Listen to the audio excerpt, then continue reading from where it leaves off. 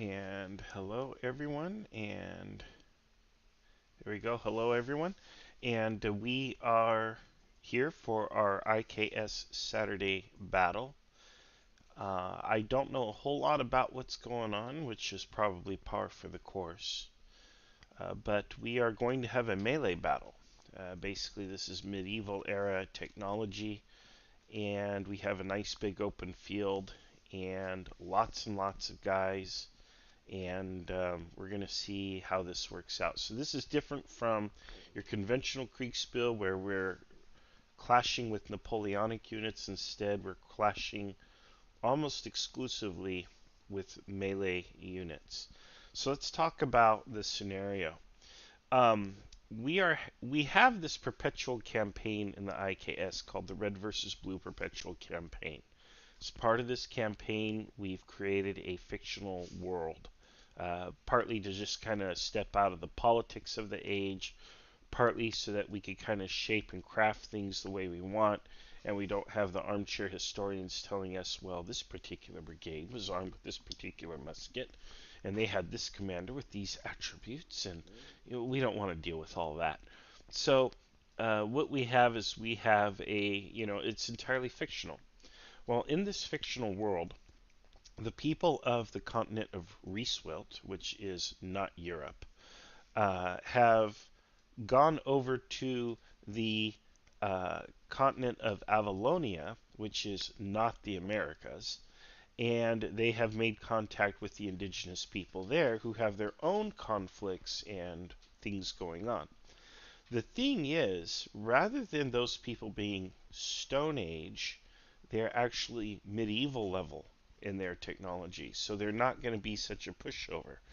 Um, so the not Europeans, the people from Rieswilt, have made contact with the not Native Americans, the Avalonians instead, and the Avalonians have more technology. And they're about to clash as part of one of these internal wars or disputes that they have. I think this is technically taking place on a big island somewhere. But in any case, there is a fight going on. You may notice, however, we do have a couple of infantry blocks here, and these are apparently mercenary units or something, and they are in fact armed with muskets. But otherwise, everything is melee. So we have swordsmen, archers, a lot of melee troops, and so on, skirmishers, and and then cavalry. Today I am commanding the cavalry today, so I will be in charge of these guys and the general overall plan. Well, we have a plan, but uh, it's probably pointless for me to tell you because it will change the moment we make contact with the enemy, who is expected from this direction here. The enemy is expected to come this way at us. So we'll see how the plan goes, and we just have to wait for our initial reports, and away we go. So Here we we are go. starting. All right, let me make sure I'm in the right channel now. Oh, Dave's here. Hi, Dave. Dave, do I need to move down to like blue 3? Uh, Because I'm not commander in chief. that's Blue 1 true. should be That's for the true. commander in chief. So let me. Yeah. Shift yourself down to blue 3 and then shift TL Right. down to blue 1. Yeah, Perfect. sure. All right. Okay, there we go. Now I'm in the correct channel. I just went to Blue One to start the podcast or whatever the video, and well, here we are. Hi, Dave. Yeah. How you doing? I'm doing just So, fine.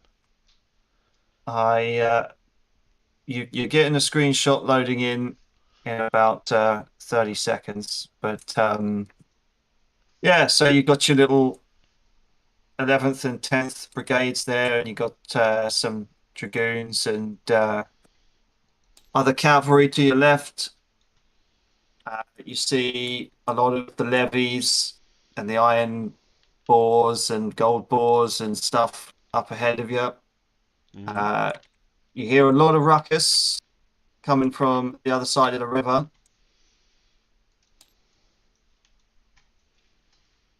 What do you want to do?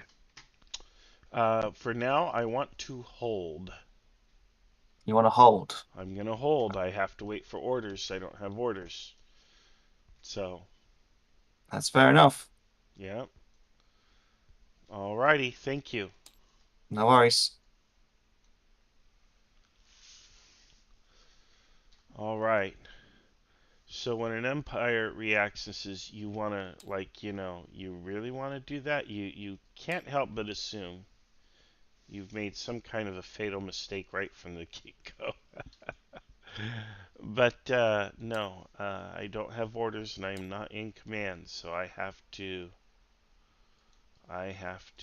wait. Color tint. This is what we want right here. There we go. And let's see here.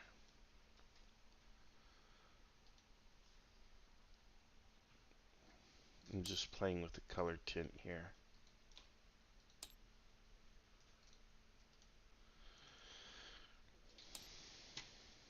Not that it matters. Color tint. And we're going to go with black. But yeah, I can't help but get a little nervous when um, the umpire reacts like that to an order I give. However, the fact is, I don't have authorization to move around. So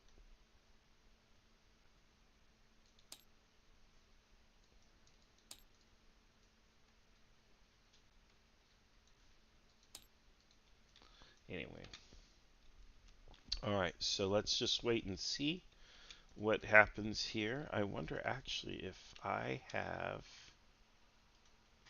search. There we go. We can pull these out. Yeah, pull that out. Then we know how to use tinting.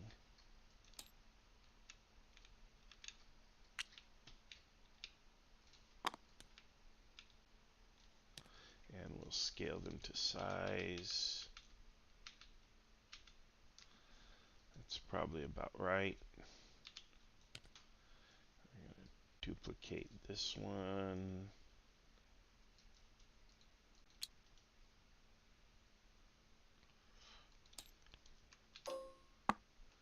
All right.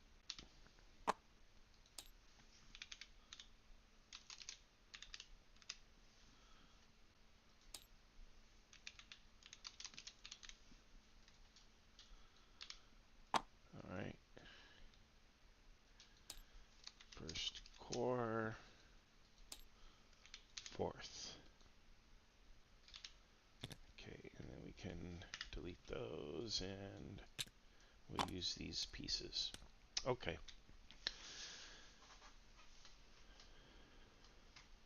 So yes, we are standing by and we are waiting for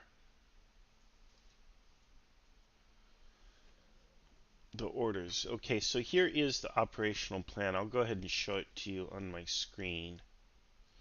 Let's see here. That's the plan.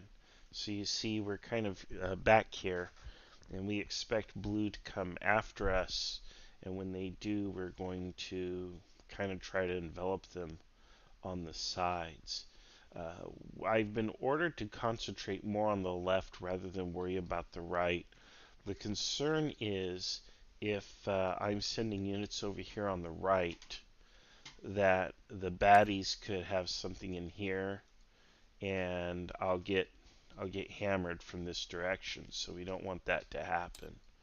So I'm going to be moving this way instead. But we do have to wait for the enemy to kind of commit. Um, and my commander in chief, who's in the very front, should be watching for that. I'm still concerned that the scale of my blocks is wrong. Let's see here. It is hard to figure, but I think they are close enough. Maybe give them one more boost in size there. Doesn't have to be precise though. Just has to be good enough. Even here, I don't think I have all the pieces accurately set. In fact, on this screenshot, oh my goodness, it looks like there's more archers. Why are there More archers. A lot more archers. Huh. Let me go back to this screenshot again and show you. So you see here I've got 3 melee and 4 archers. And here we've got the archers here. This is 3 blocks, but then there's 3 more and 3 more and 3 more here. Many times more archers. So I don't know what's correct. I like this better, I'll tell you that. It's more archers. But we'll see. In any case, I have to wait for those first reports to come in. And then when they come in, I can begin my movement. I'll probably begin making my way to the left almost immediately. So, let's see, this is me.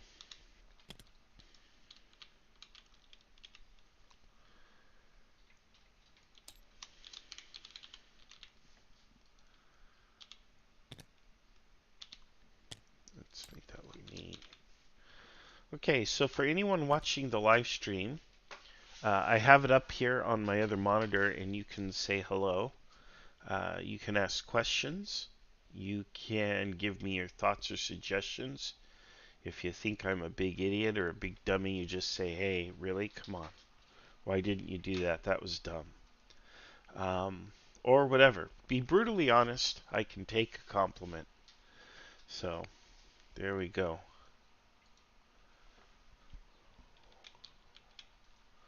Alright. Justin puts on really good battles, so it's a treat to play in his games.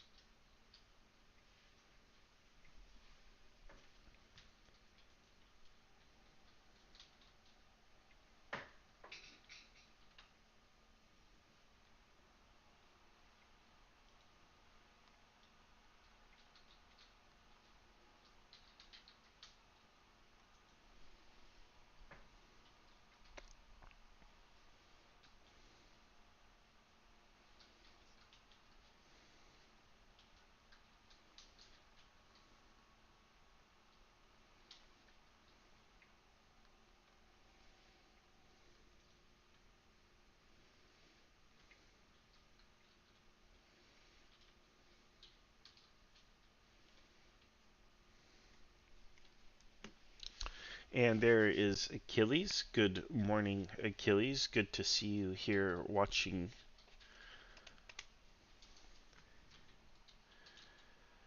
Alright.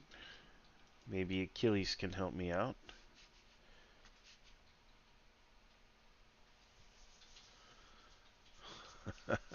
Got it, Dave. I guess we're getting a report here on YouTube. That's great. Go back to my channel. And there we are. Say, my channel looks a lot like my screenshot. So maybe as it turns out, I'm correct and we don't have all those beautiful archers I was hoping we had. That's too bad. But this is the official screenshot from the umpires. So this is correct. We do not have additional forces.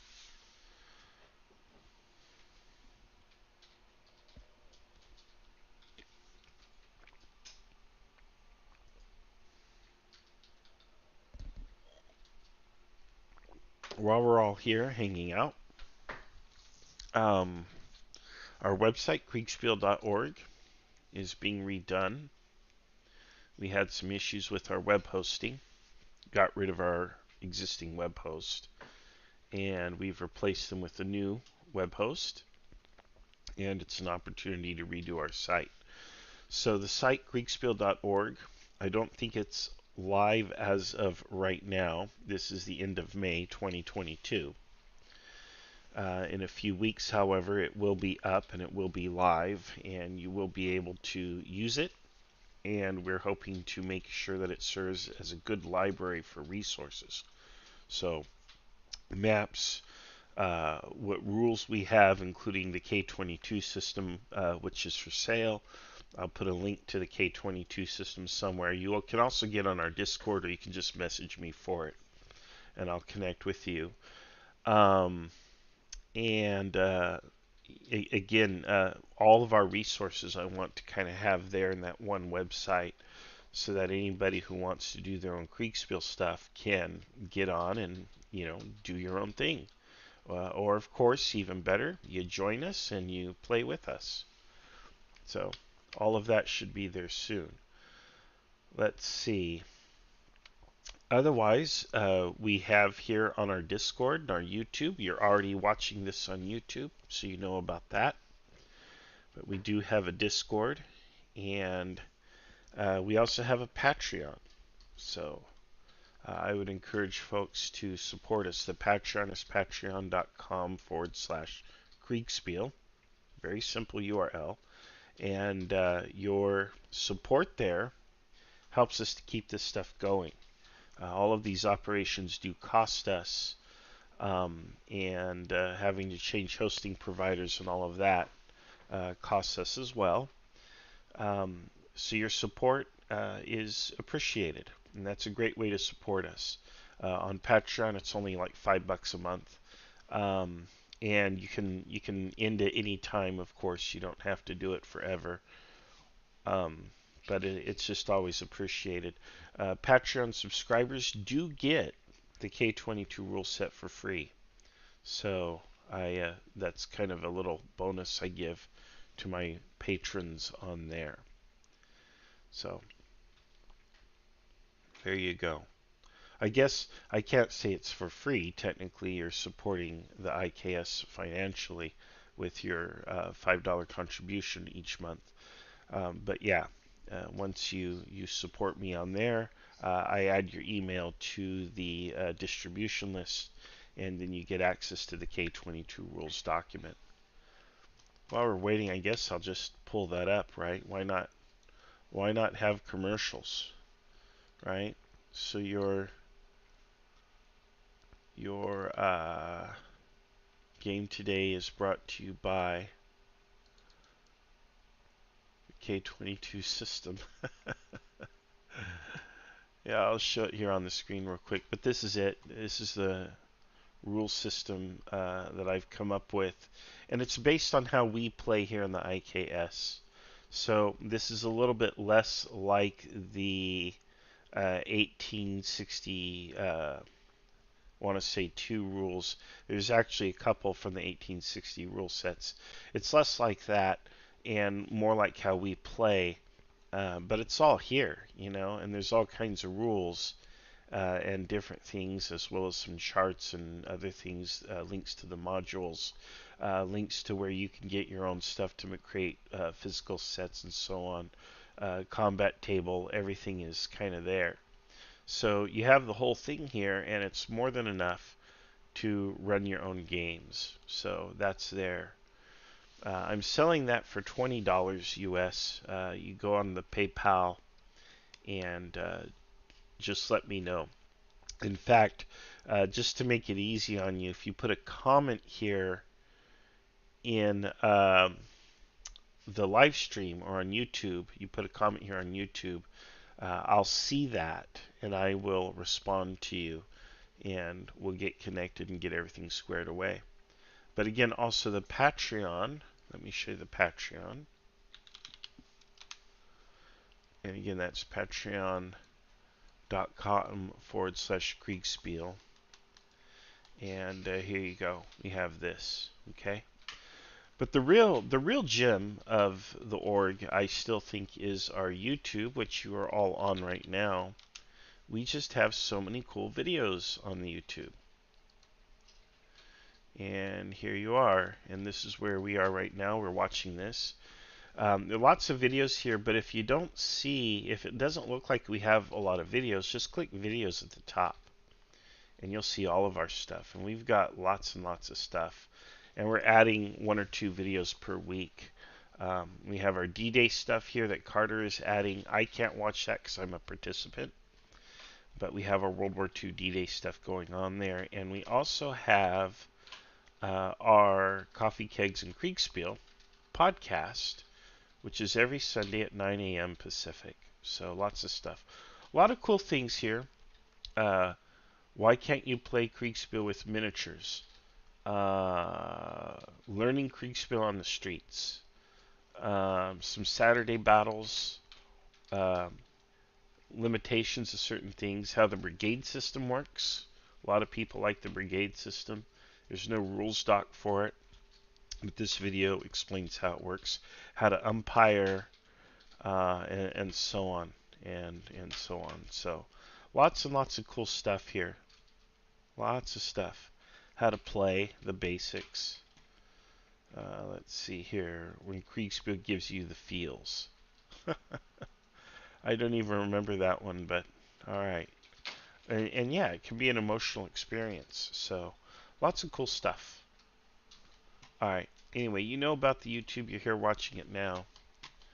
I want to make sure you know about everything. And again, Kriegspiel.org will be back online soon. All right.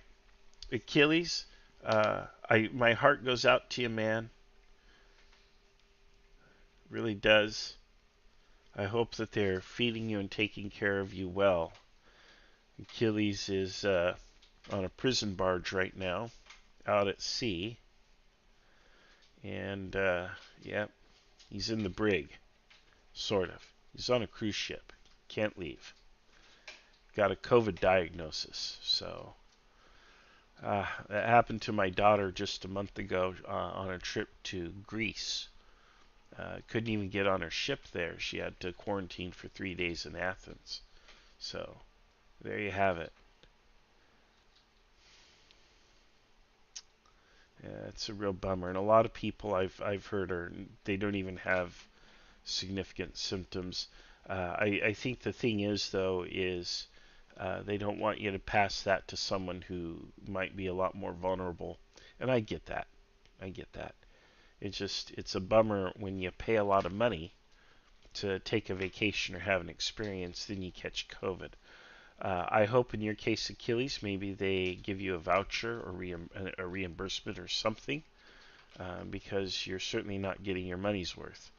And you're actually taking one for the team to keep other people safe, and that's very laudable and appreciated. So, Has Achilles caught COVID? yes, Oh, yes, damn. Poor Achilles. yeah, yeah. I tell you what though, one thing, so you got your next screenshot. It's no change.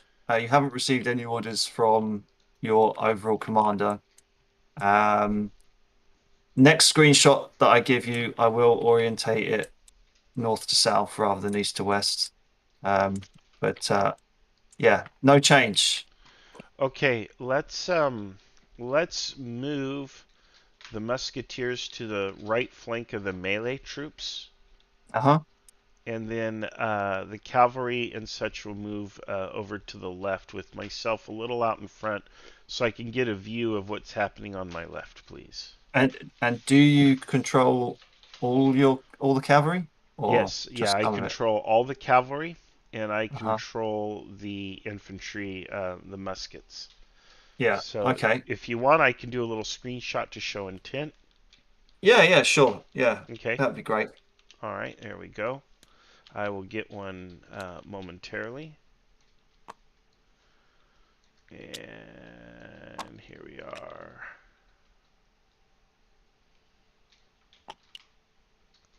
That'll do for now. And then these guys here. Now I'm seeing more units on your screenshot than I have on my board. Like a lot more archers. And so there seems to be a difference between your 908 and your 915 screens. In Is terms there of really? archers, is the or I'm just wondering if the order of battle is correct, or if it's just me. I mean, I don't know. I don't know if we Uh, have that many archers or not. I thought we did, and then I thought we so didn't. they so they basically spread out uh, in a kind of skirmishing line type Oh, of it's a thing. Yeah, formation thing. yeah, it's a formation thing. Okay. Yeah, they're not they're kind of spread out and stuff. All Yeah, right. sorry, I should have said that. No, Um, no, I'm unfamiliar with these pieces in the system. It's my ignorance, not yours. that's Um, okay. let's you see the screen there that I sent you? Yep, I got it. Okay, so that's basically what I want to do, and it's really more about having a look at what's going on than actually Hmm. engaging. Sure. Okay, we'll do. Thanks, Dave.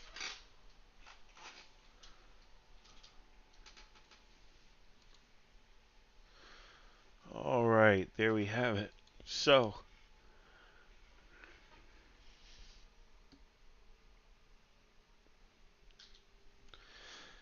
so far there's nothing to report. I don't have contact with the enemy, but we can rest assured that, there are baddies all over here. Oh, that went south, literally. But this circle area here is where I would expect to observe the enemy in a significant concentration. I should be using blue to indicate them because our force is technically the red force, but I would expect them coming in this way. Now, I don't know for sure, and I have to see, so I'm kind of coming around here to take a peek. And what I'm hoping to see is I'm hoping to see a flank. I'm hoping to see that. Let's make the enemy blue. I'm hoping to see that he has an edge right here. He's coming in here this way and so on, right? But there's what we call a flank right here. And if that's the case, then I can begin to attack this way. I can attack on that flank and start rolling him up that way, and that should be the end of him pretty quickly. Now, of course, nothing is ever usually that easy, even in Kriegspiel, and we will see what really happens. It is also possible he is keeping dressed with this map edge so that I cannot get around that way, in which case I will have to go around this way. Or, alternatively, because this will take a lot of time, I just have to punch through somewhere. I have to pick a spot and I have to punch right through it, which I may very well do because I have cavalry, and as I understand, the enemy does not. And if that's the case, I have a pretty powerful shock force. I should be able to break the enemy line. But before I commit like that, I would really like to have orders from my commander in chief, because I don't want to commit what is essentially a major asset, our chief offensive asset, without some sort of blessing from the commander in chief. So, all right, let's take a look here. Let's see here.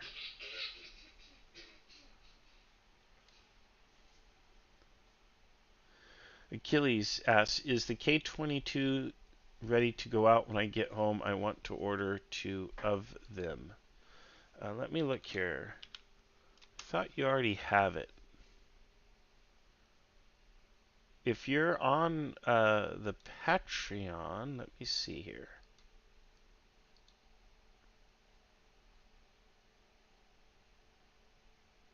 Yeah, okay, you might not be on the Patreon. Um, and you don't need to order two. You just order one, right? I don't know why you would order two. But of course, always obliged. Um, and Achilles says, "This is good news. Yes, they credit the days back to you. So the days that he loses on the cruise, he gets credited back," which I'm very grateful to hear that. And I hope that you get to have a good experience in the future. It says, "Tell Dave his wife is a Cylon. She has tested negative every day." Eli Gray is here. Eli, good to see you, man. Eli, we have a melee battle in sort of a medieval style taking place in the red versus blue universe in Avalonia, which is the not Americas. Okay, so it's the America's analog in the red versus blue universe.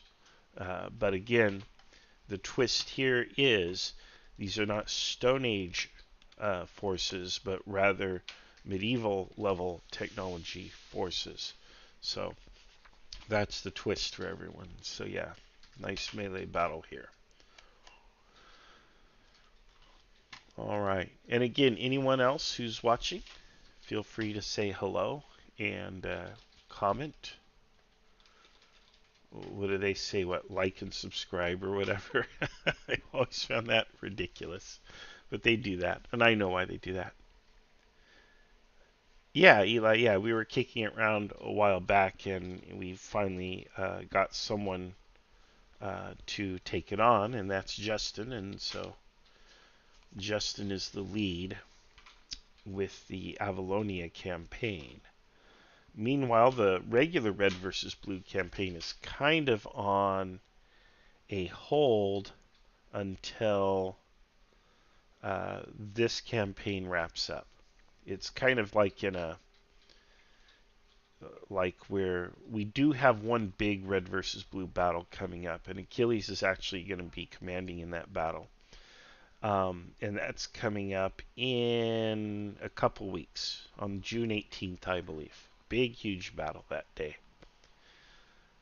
And then that'll be it while this whole campaign plays out. Because what happens here affects what happens back on the fictional continent of Reeswill. And what's happening in Reeswill will, of course, affect what's happening here, but it takes time for communications to travel across the sea and so on.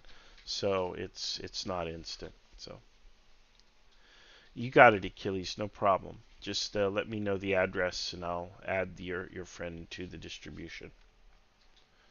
So all right.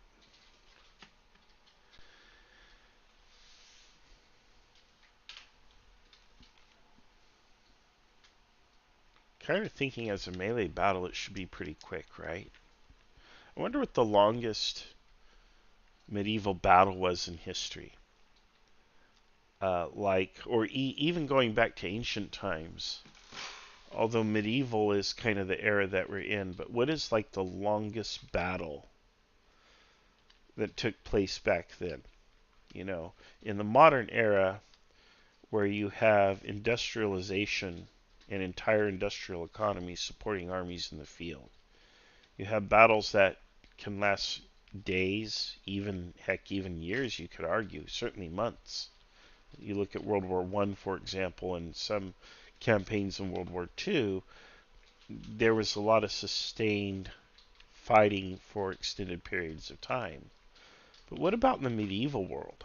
You know, in the Napoleonic world, there may have been some 2 day battles. I know, obviously, there were some big battles that were all day. You look at Waterloo, took hours. You look at Gettysburg, that was technically a 3 day battle. Um, but what about in the medieval realm? I mean, I just can't see people staying out in the field and engaged in combat for that long because you become physically exhausted and you have to pull back to refresh and rearm and all of these other things. You're not being supplied. There's nobody running, ammunition to the front, if you will, bringing fresh arrows to the archers per se at the very front lines that I've ever heard of. The horses get blown, they get tired. What do you do, man? What was the longest medieval battle? Here's a question.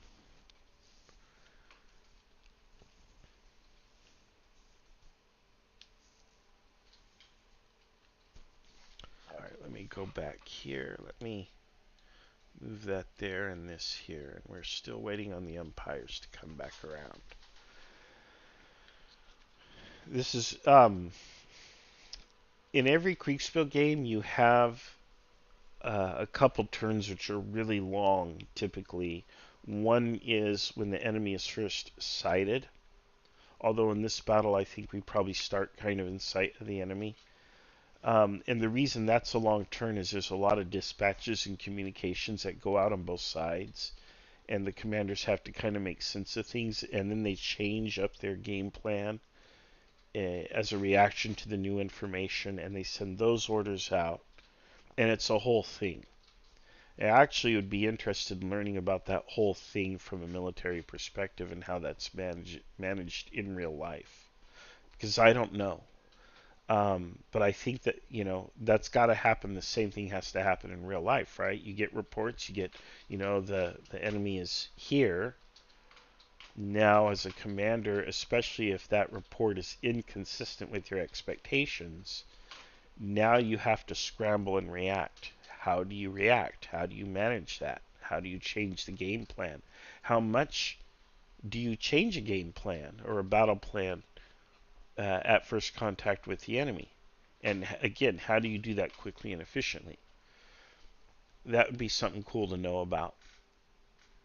The other thing is first combat, because the umpires start rolling dice, and as they kind of sort out who's engaged with who and who's involved in what combat, and they start rolling those first dice, there's going to be a lot of them.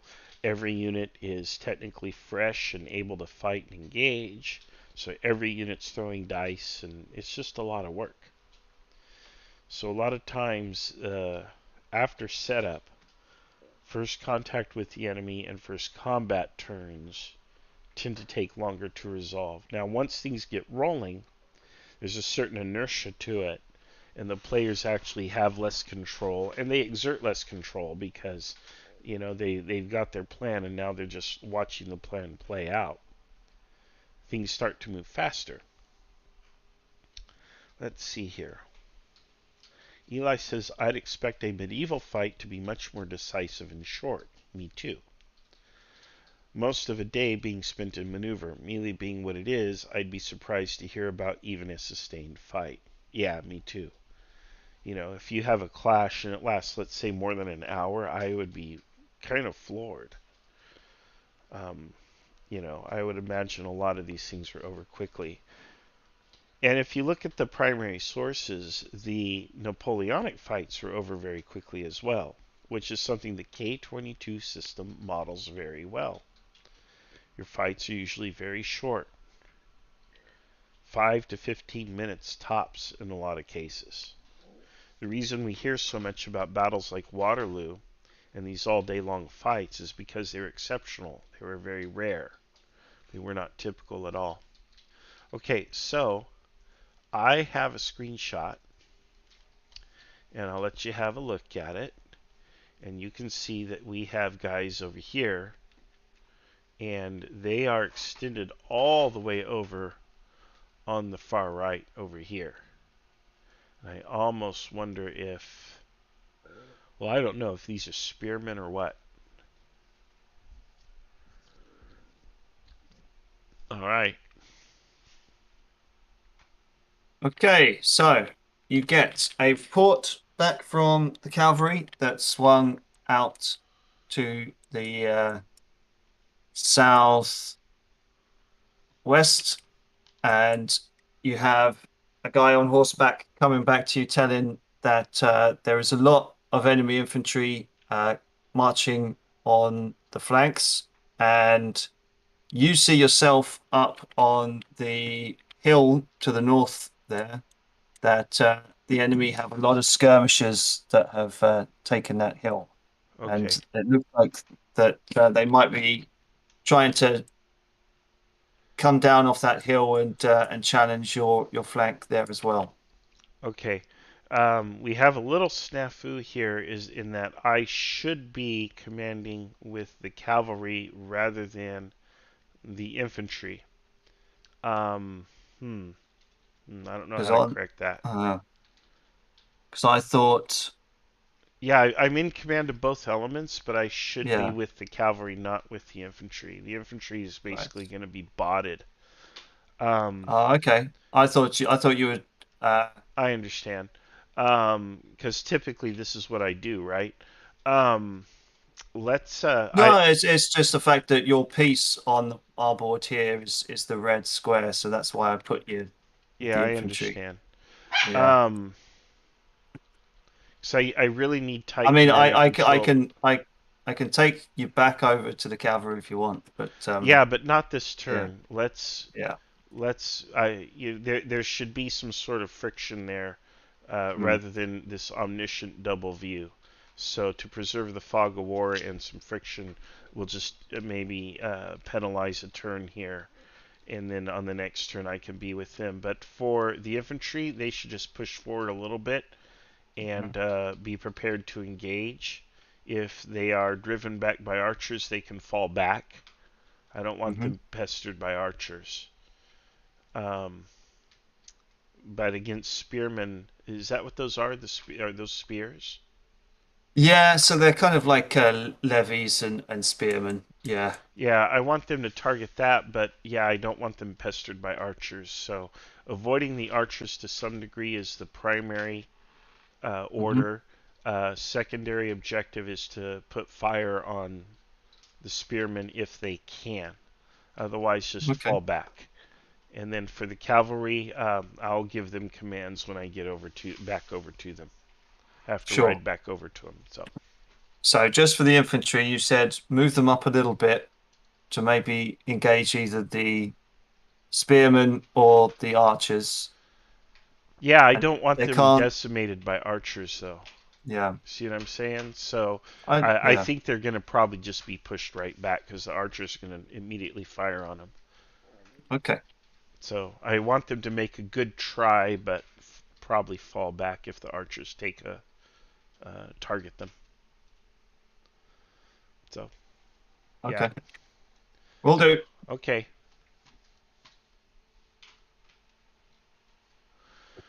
All right, there you saw me give the lamest orders I've probably ever given. Where I'm like, yeah, go forward, but maybe not. And well, the muskets are not going to fare well against the archers. I'll tell you that right now. So pushing them forward into the face of archers is basically throwing them away. However, if for some reason the archers ignore these troops, then they may have an opportunity to begin firing on the spearmen. However, I'm skeptical that's going to happen. I expect them to be falling back. So that's just probably what's going to happen. Meanwhile, on the left, I have to see what's going on. And that's where I thought I was going to be. And now, technically, I'm over here. So to kind of compromise or split the difference with the umpires, we're just going to say, well, I've rode over with the infantry. Now I need to ride back to the cavalry. That'll cost me some time, but that's probably okay because that allows the situation on the left to kind of mature or ripen, in which case then I can commit. So it's absolutely not optimal, but it is what it is. And I also, again, have the opportunity to reverse course and come in on the other side, but I think the plan is to fight on the left. I don't have an order from my commander in chief, so um, it's still at my discretion, I suppose. Let's take a look at some comments here. Achilles says, I think Charles Martel's defeating of the Muslim army at Poitiers was an all-day fight. I cannot recall the name of the War of the Roses battle. That was fought in the snow was an all-day fight too. I don't know of any that were longer. Eli says, without knowing more about that kind of, sorry. Eli says, without knowing more about the era, that kind of shocks me. Probably just the sheer number of men in the field. And then he adds, I could see it being similar levels of training for either side, but I don't know how much of an effect that would have. Achilles says Hastings was a long battle too, lasting several hours. Now Eli's on a mission to learn more about medieval battles. All right. Well, there we go.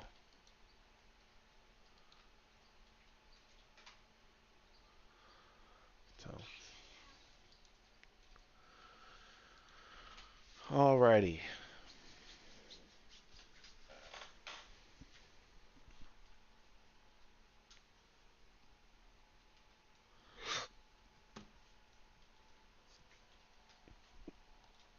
Got the hiccups.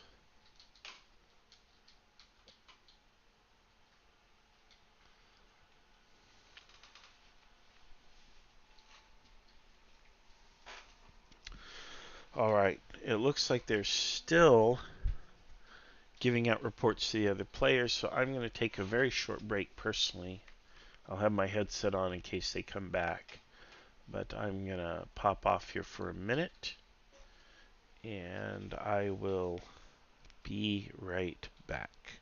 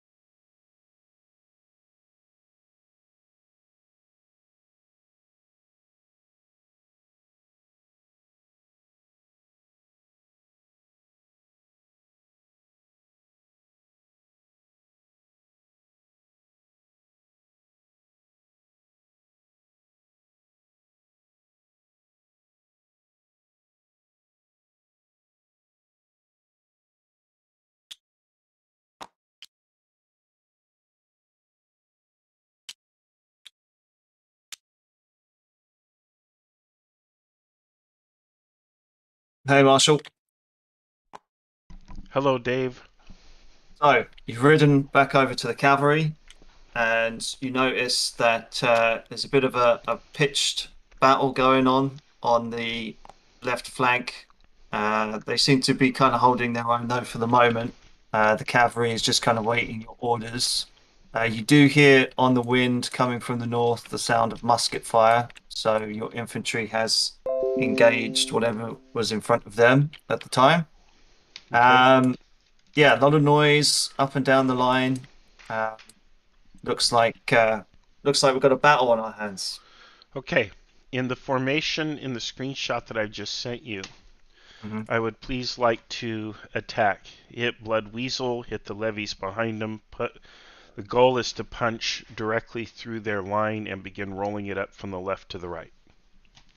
Righto. All right, we're So committing. So, yep, right. So we'll move that there, and then we'll just go like that. yep, perfect. Thank you. That's all right.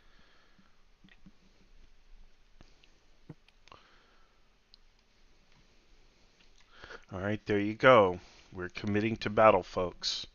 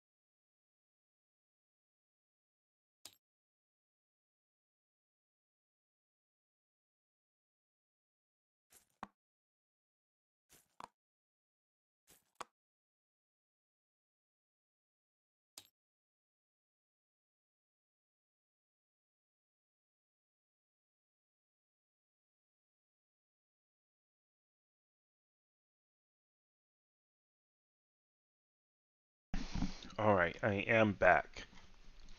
I had to eat something. Let's see here. No, that's not what I want. Well,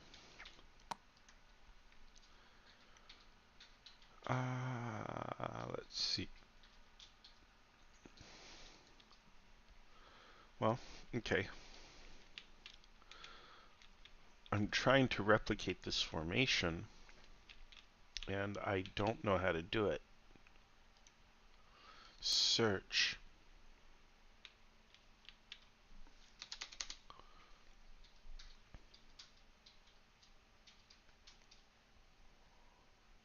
Huh.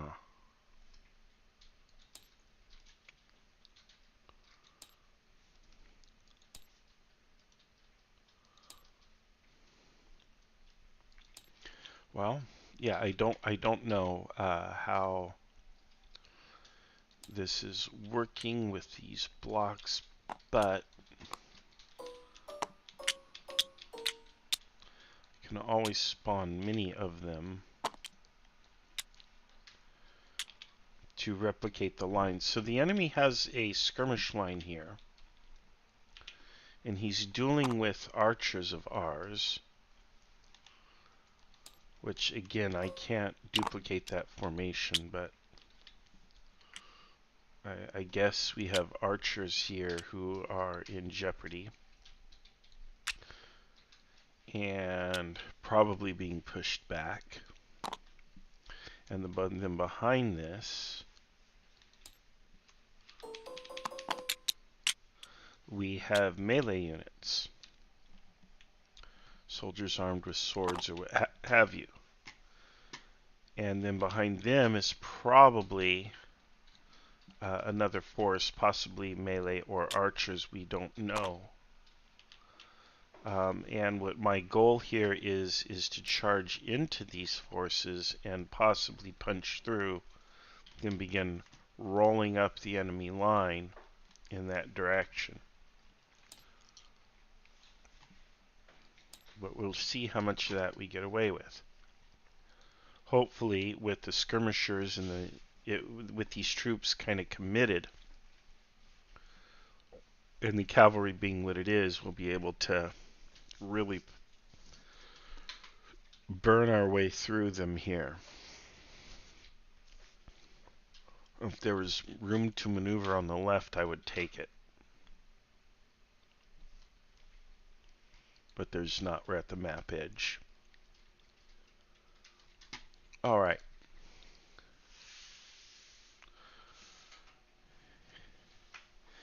Achilles says, the question about modern day forces and changing plans after contact is complicated.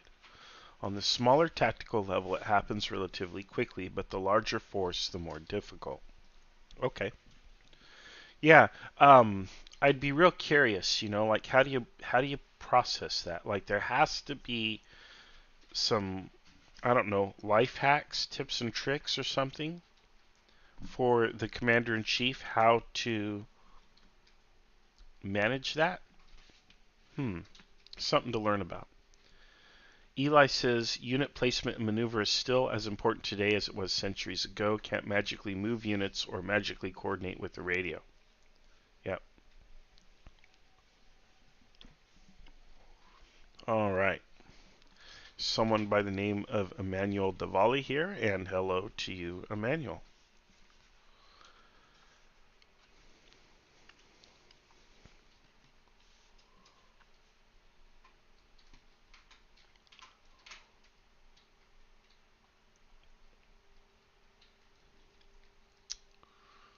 All right.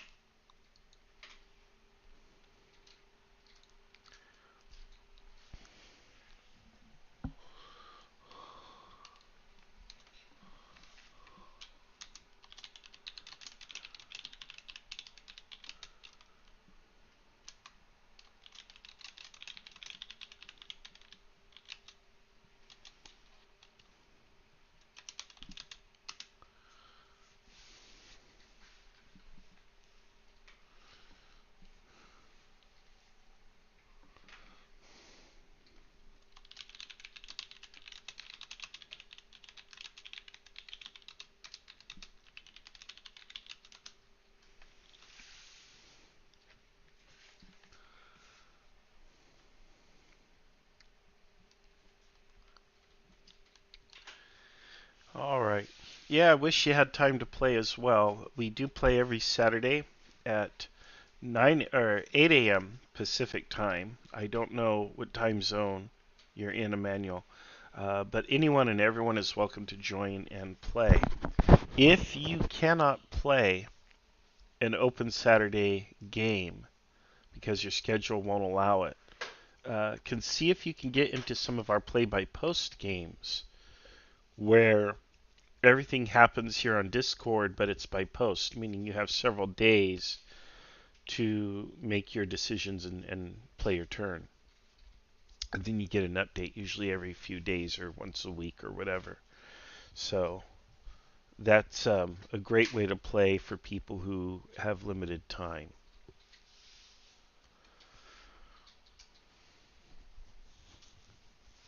All right, let's see here. Oh my gosh, I'm off screen. You can't see how handsome I am. There you go. All right, there we have it. I know you folks want to see this. I'm sorry if the YouTube is a little boring in terms of action. It's a lot more interesting when I'm at the umpire table and I'm umpiring. As a player, I don't even need this stuff. I've got to the point I don't need it. I can just look at the screenshot and give an order, and it's very simple.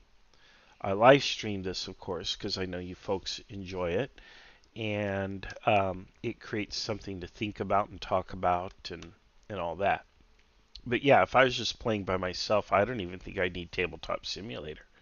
The screenshots would probably do. Although having Tabletop Simulator and being able to arrange blocks and draw orders and share that with the umpires so they're clear about my intent, that makes it a lot easier. But yeah, really, you can just go with updates on Discord.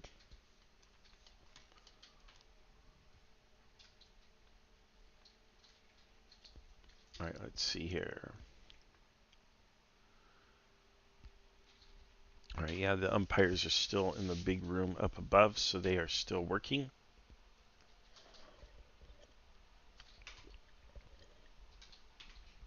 Again, something like this, there's a lot of dice to roll, and there's a lot of individual units doing things, so it's probably pretty hard to adjudicate.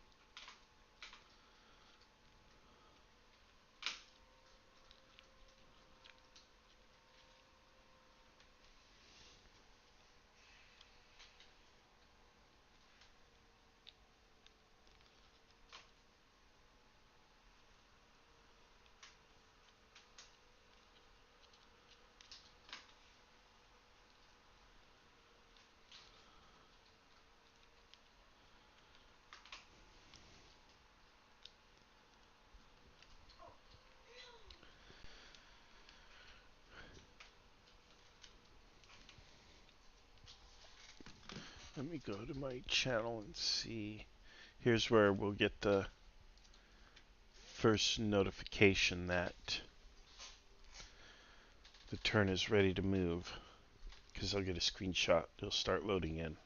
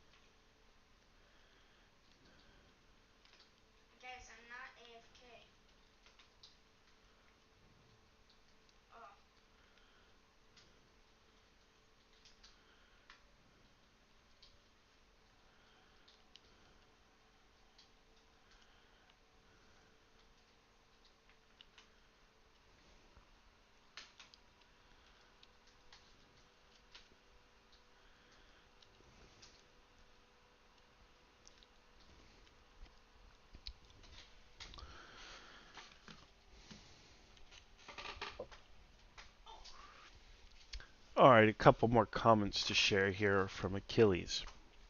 One difference is the coordination of force begins at a much lower level than historically. Company level and up has an increasing web of support that requires coordination. Achilles says the joke about radios is that they provide the wrong information faster. And then Achilles says the advantage modern forces have is fully functional staffs from battalion level up. The CO gives the order, and the staff coordinates up and down the chain.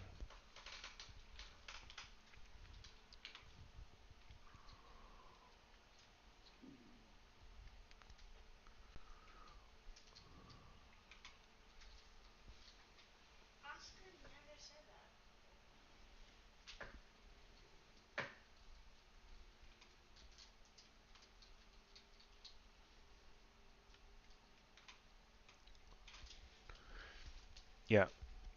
So there's this whole thing, right? You know, when you first make contact with the enemy, information's going to come in. And the information will only give you a partial picture. It's like a puzzle with most of the pieces missing. And based on what you see from the pieces you do have, you kind of have to fill in the blank spots, which at first will be quite broad. And over time, they might fill in just a little. But there's going to be a lot of blank spots. So, how do you know what the puzzle looks like if you don't have a box in front of you and you only have a few pieces, a handful of pieces? And you're even guessing where the piece actually goes in the whole puzzle. And that's hard. And do you persist with your plan, with your operational plan, with the possibility that your plan is completely mismatched to what the enemy is doing?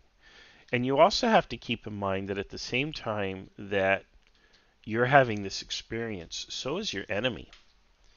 And your enemy could actually have everything kind of figured out, probably even perfect intelligence and everything. Let's say they're superior in so many ways. And yet, the commander in chief at the enemy side is going to get these sporadic reports from the front. and they're going to be handed these individual pieces just like you are. And they are going to be expected to make quick decisions based on this additional information that could actually have a confusing effect rather than um, a clarifying effect. And what do you do? And so both commanders are having this similar experience. It's not just you, it's your opponent who's also, concerned. And, how do you manage that? How do you get inside your opponent's OODA loop when first contact happens and they're like, what do we do now? Because that's going to happen a lot at first contact. And I imagine that's probably the initial reaction, especially when you encounter the enemy in a way or a disposition or something that you weren't expecting. What do you do now? And it takes time, at least a matter of seconds, perhaps even minutes or longer, to competently answer that question. This is where training comes in, so you just respond with training, right? Um, and yeah, it's just got to be really tough.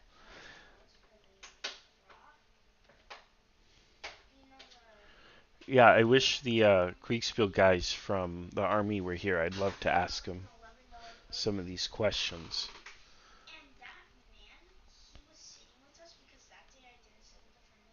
All right, I've got my screenshot.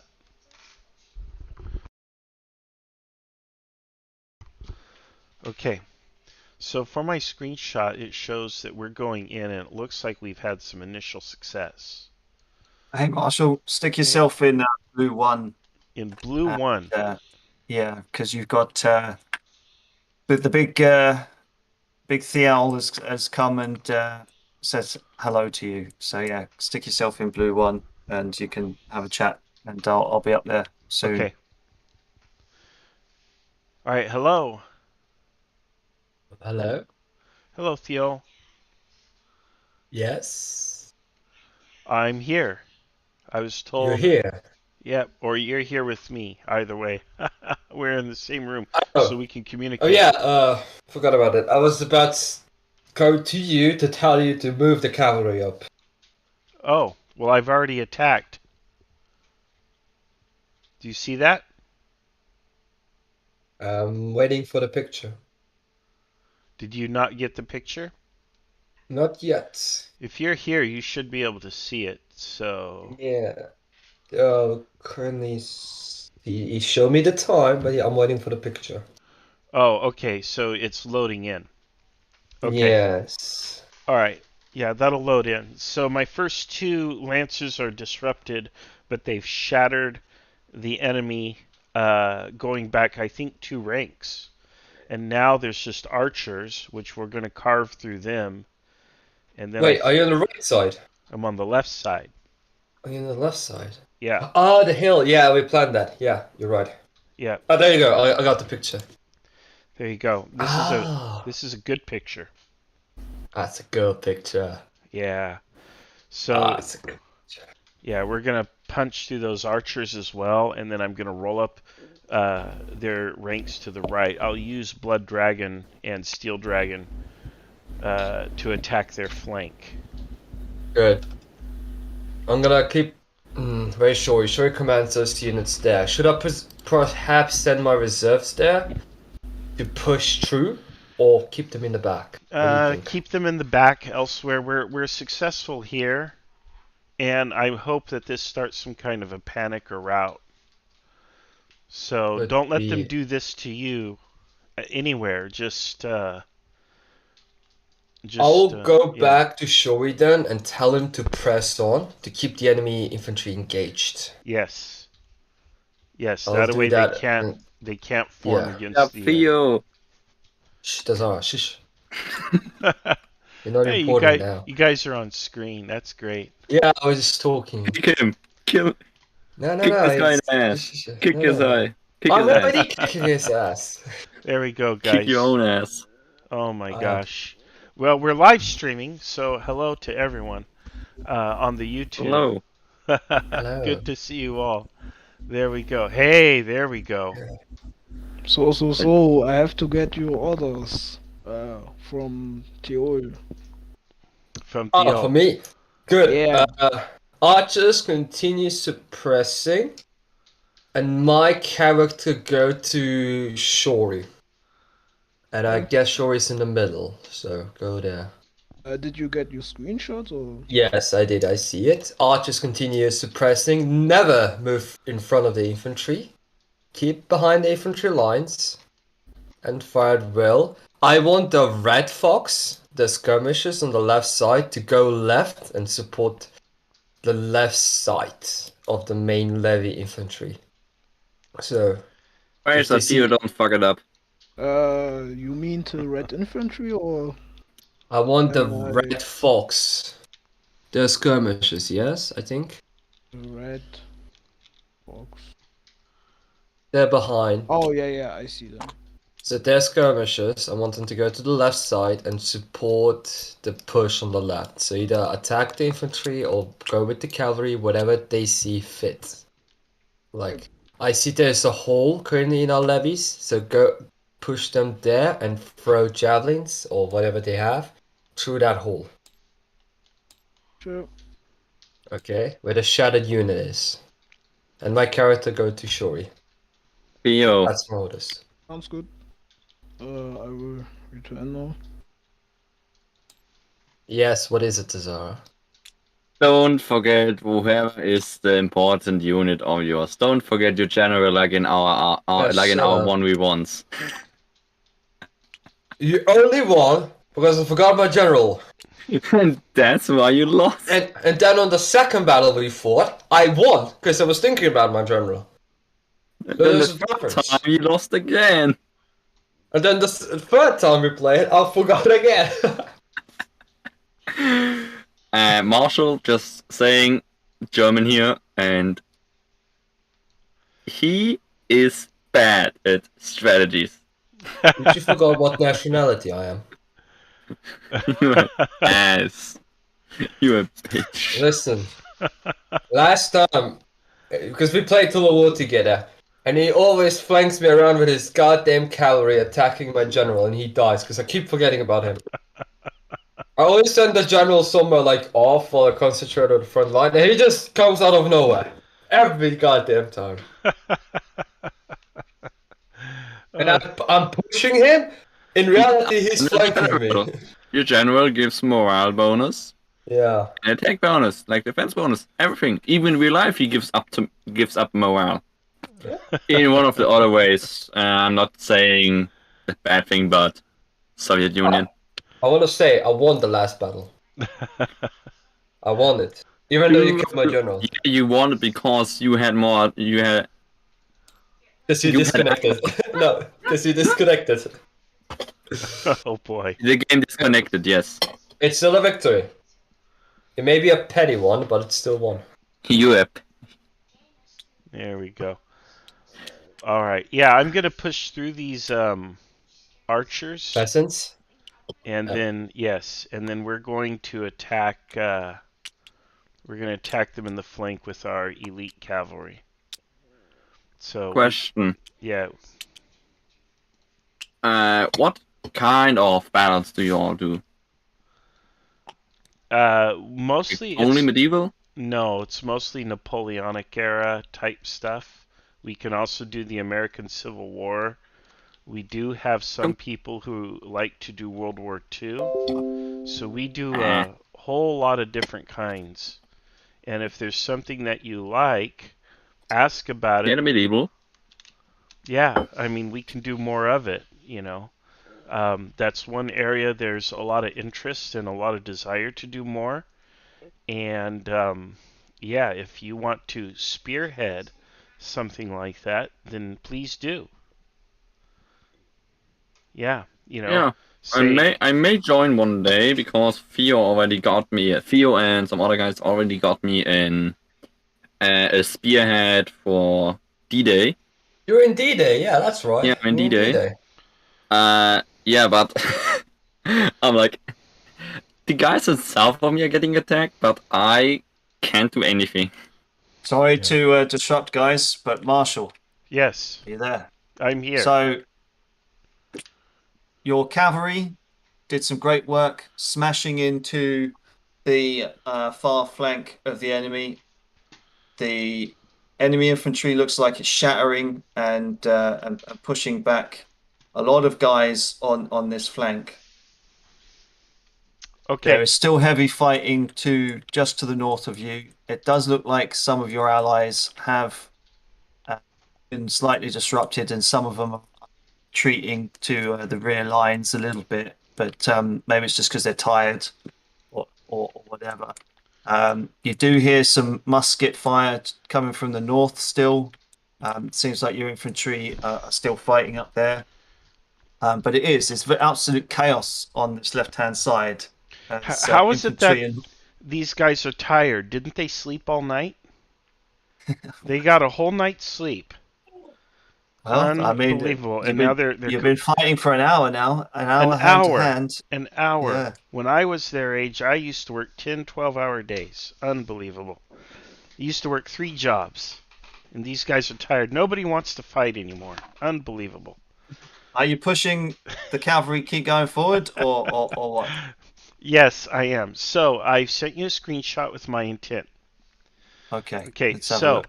Lancers are to push forward through the archers. Yep. Okay.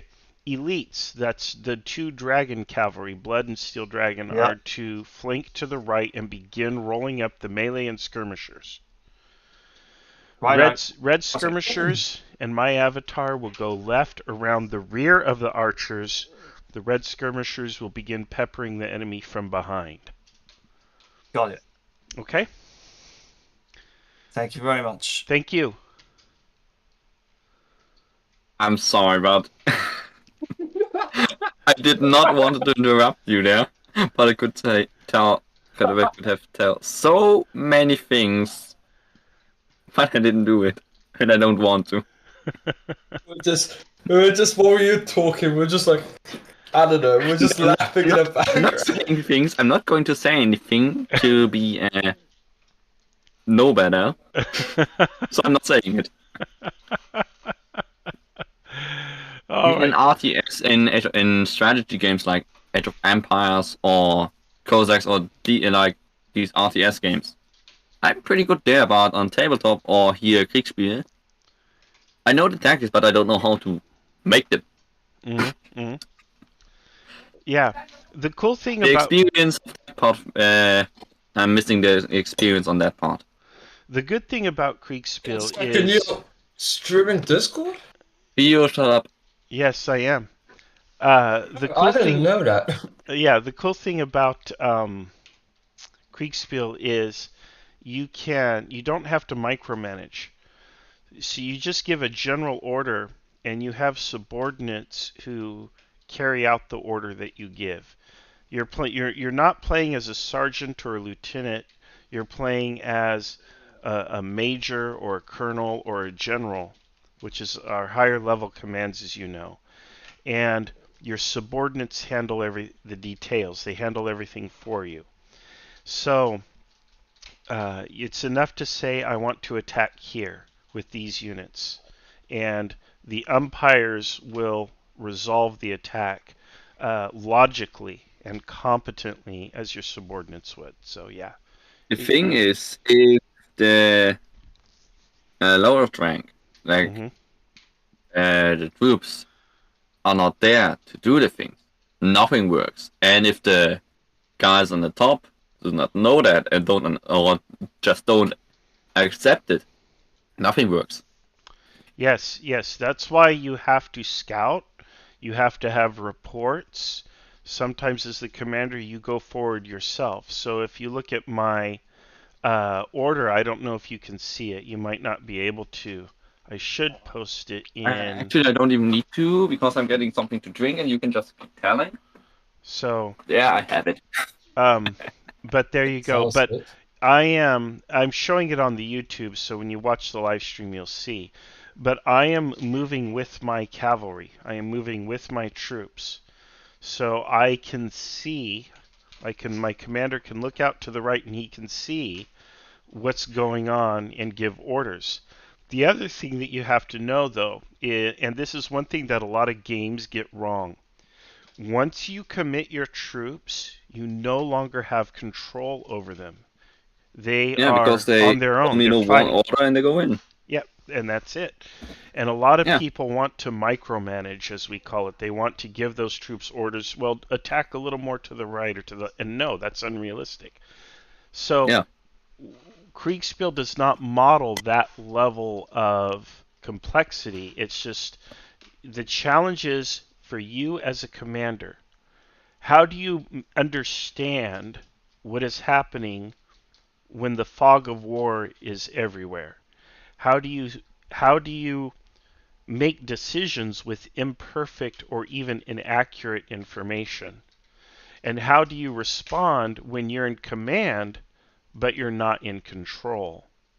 And that's the thing that a lot of people have a hard time with, because people are used to playing computer games where if I click fast enough, I can get my troops to do what I want, and they always do it perfectly, you know. And here you are in command, but you are not in control.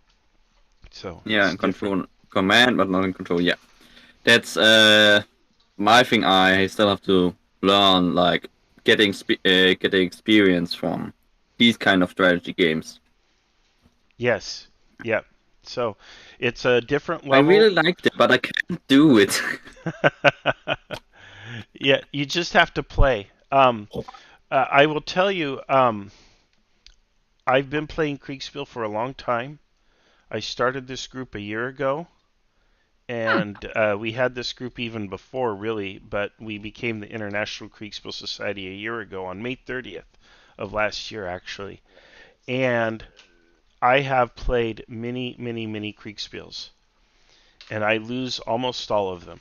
So the fact that you're in control or in command doesn't, yeah, your experience doesn't matter. And that's the great thing about this game is if you play a computer game, let's say you play Total War, the Total War series, and you play against a person who has never played that game before, you're going to win every time. You're going to beat them by a huge margin because you know all the tricks and the tactics of the game. But in Not if you Kriegspiel, give them enough money to buy every single troop they want. right, right. Like you. But And I understand what you're trying to say. mhm, Experience does not save you every time, but you get the experience on how you can. I mean, with experience, I mean how it works to do the things. right, right. But yeah, your experience does not win you all the time because the battles are not always balanced, the conditions are not always fair, you know, which is different in many games. In many games, you can give the less experienced player more troops or more income or whatever so that it's a balanced experience, it's a challenge for you. But in here, the umpires don't care. It's not about that. It's not about fairness. It's not about balance. It's about putting you into a situation and now you have to survive it. And if And you making can, decisions yeah, that are important or less important, or It's just like it's take like the that meme. responsibility for the decisions. It's like that meme that I saw. You may have the most perfect plan imaginable. Just But if one the wrong but if dice the roll, you're enemy, gone. but if the enemy can do something do it against it, well, right. fuck the strategy. You're fucked because he has a better one, or Exactly. he reacted better to it. That's exactly right. No, you guys understand. So it's a fun experience. Kriegspiel is a very fun experience because it's so different. You can only see what's in front of you. Um, Dealing with the fog of war makes it interesting. It's a very fun experience. I don't want to play any other games anymore where I can see everything. I don't like that. I like to play with the So fog of war. it's a good healthy addiction. Yes, I think so. I think so. There We'll we see. go. Let's see what the people on the YouTube are saying by chance. Let's see here. Mike says Theo, hello. can you write Fox? Did he doesn't respond? I don't know. Spam him. It's offline, so can't. Spam him. It always works. Last time I spanned him. No, last time I spanned. Somebody spanned me, I kicked him, so I can't do that to him now. It's like, I already did it, so. It's gentleman rule. I mean, private, not on the server, but private. Well, I don't know what's a server. And he doesn't want to tell me because he's not online. So we're stuck.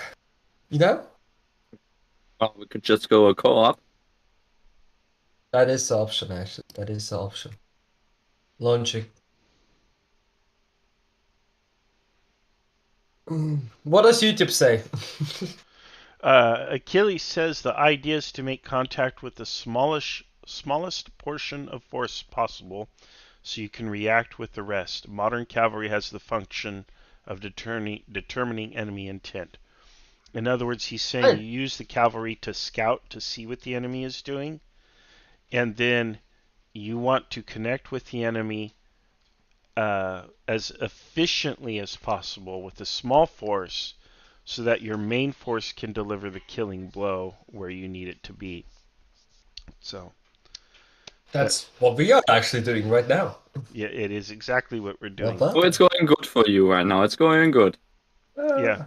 Well, we shall I'm see. concerned about the right flank. I hope the right flank holds because Yeah, if the right I'm flank going. holds, we have this one. I think we'll win. Yeah, I'm going right there on the right flank, and I have reserves, so don't worry. Good, good. Yeah, Theo, you better watch your back and your flank. Well, his flank especially. I don't think they have cavalry, so I don't think your rear is in jeopardy. But yes, your center and your right. Your center's probably holding. How many even times are you with gonna say equipment to can be Zara? fast. Zara, how many times are you gonna say that you killed my general every time in tolerable battles? How many times? The general is an important rule. How many times are you gonna tell her I forgot about him? That you As often always as been on the you flanks. forgot it. I forgot that twice out of 3. So. All right. Eli Gray I feel says. Japanese. Eli says, want to be a military genius, study military history, and play Kriegspiel. Well, there you go.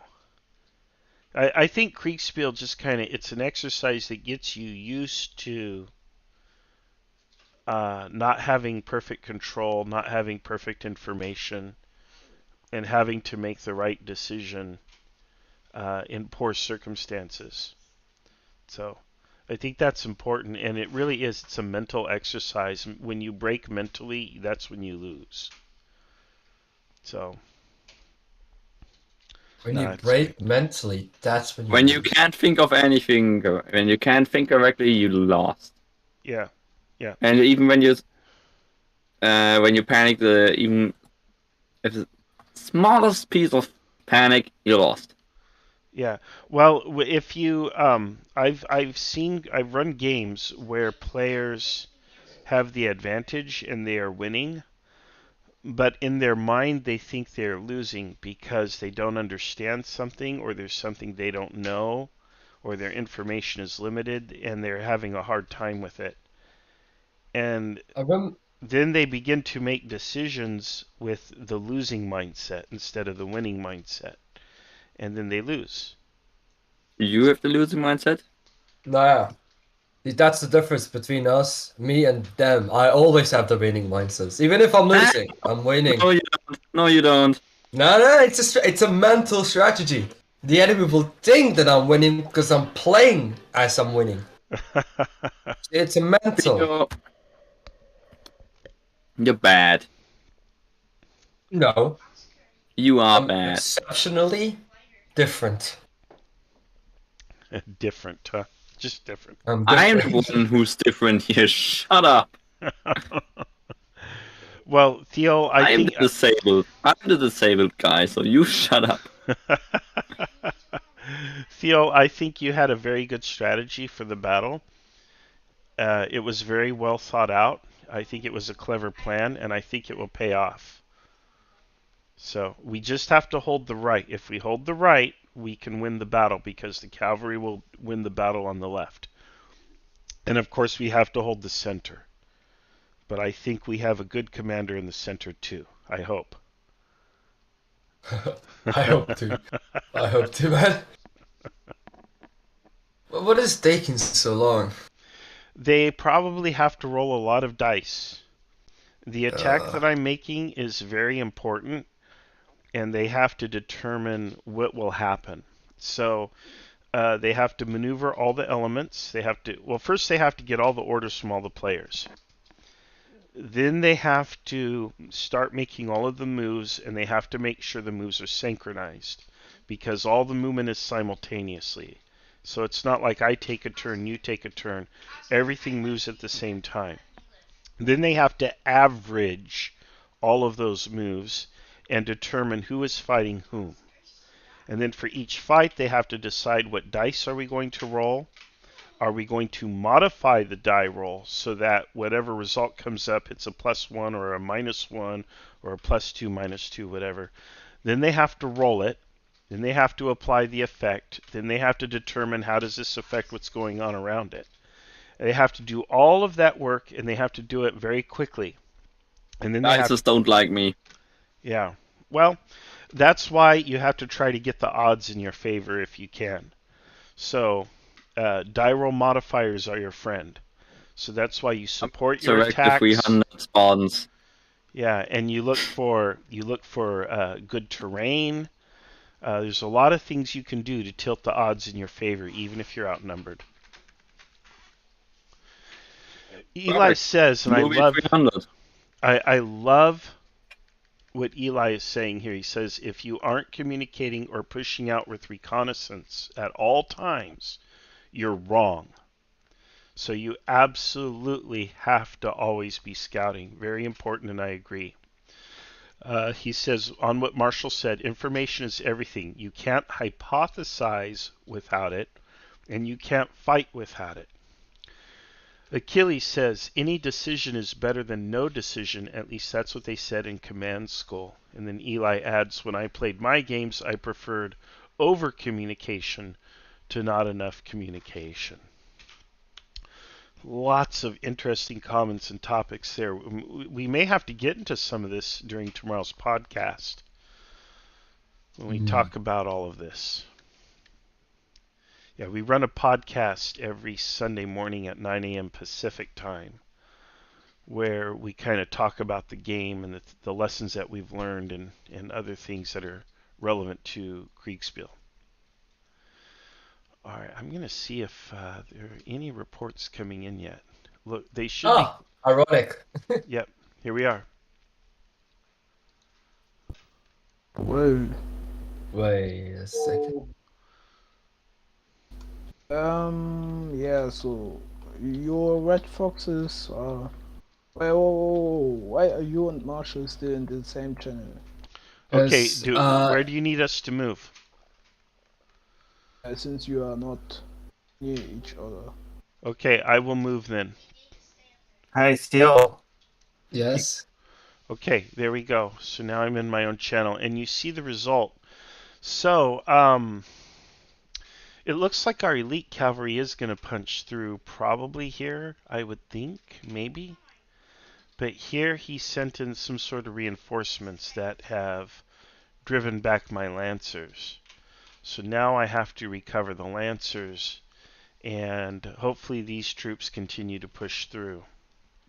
Yes, so the cavalry charge was a big bloody mess. Some of your lancers, as you can see, are spent, and the ones behind them were kind of pushed backwards a little bit. They are disrupted. Your dragon rider things are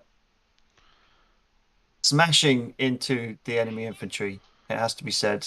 Yeah. They're doing very, very, very well in disrupting the enemy. To your north, though, it does look like your allied infantry is shattering at quite an alarming rate. The left flank isn't looking great. Okay. Let's Let's have the red skirmishers screen as the lancers fall back a respectful distance with myself. I will Mm-hmm. attempt to recover the lancers. Meanwhile, I want the dragons to detach on independent command, and they are to continue rolling up the enemy line as they are able. I acknowledge they're going to be outside of my command and control probably for the rest of the game. Yeah. But I can't pull them back now. They're committed, so commit. Keep killing Yeah. the enemy. Sure. So the skirmishers are going to kind of screen your riding back to your lancers and trying to rally them. Is that right? Yes, yeah, and if the lancers have to give some ground, that's fine. I don't know that they have to. But I want to recover the lancers. That's the priority. I just don't want to make it easy for the enemy to just walk up and start killing. Yeah, that's So the fine. skirmishers should screen against that. Maybe disrupt the enemy as he approaches. In the process, who knows what happens. Sure. Will do. Okay, thank you. All right, so you see there we're going to try to recover these lancers here and see if we can't utilize them further. We might not be able to. Two of these units are spent. Generally speaking, a spent cavalry unit is done for the day, but it is still on the board. So I've got two units here that are disrupted. They just need time to reorganize, then I can recommit with them. I might put them in here against these troops here, but who knows? But we do have problems on our right flank apparently, and if the right flank does not hold, then well, we can't win. All right, I do need to reply to this unit here to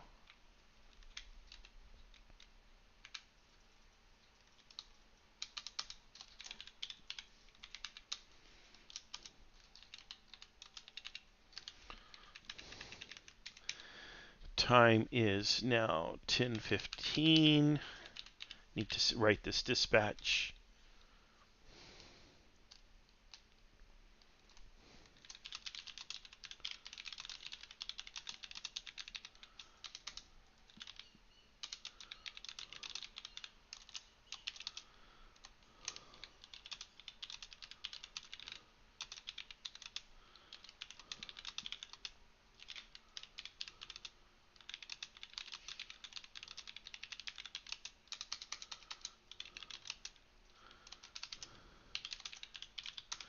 All right, so I have replied to my commander. Okay, so let's take a look here at this interaction real quick, just so you know what's going on.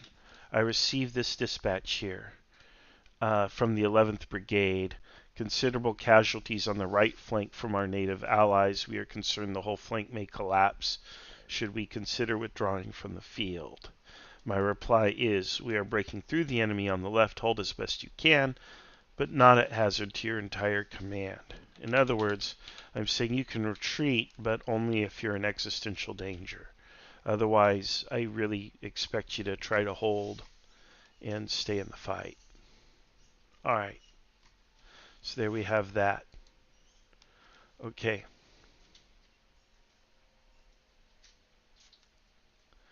Otto says, Eli, when do you plan to give in to the temptation and decide to play another Kriegspiel game? And Eli says, I've been thinking about it lately, but it'll probably wait. I've been focused on the book series I've been writing, my main priority right now. So Eli's writing a book or a series, and he's promised me an autographed copy, so waiting on that.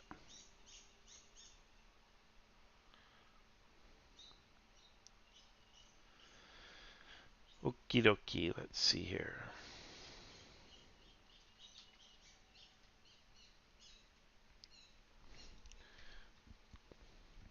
We should be getting pretty close to resolution. Most of the units at this point have been committed and engaged probably, and something is probably happening in the center and on the flank, and We'll see what happens here.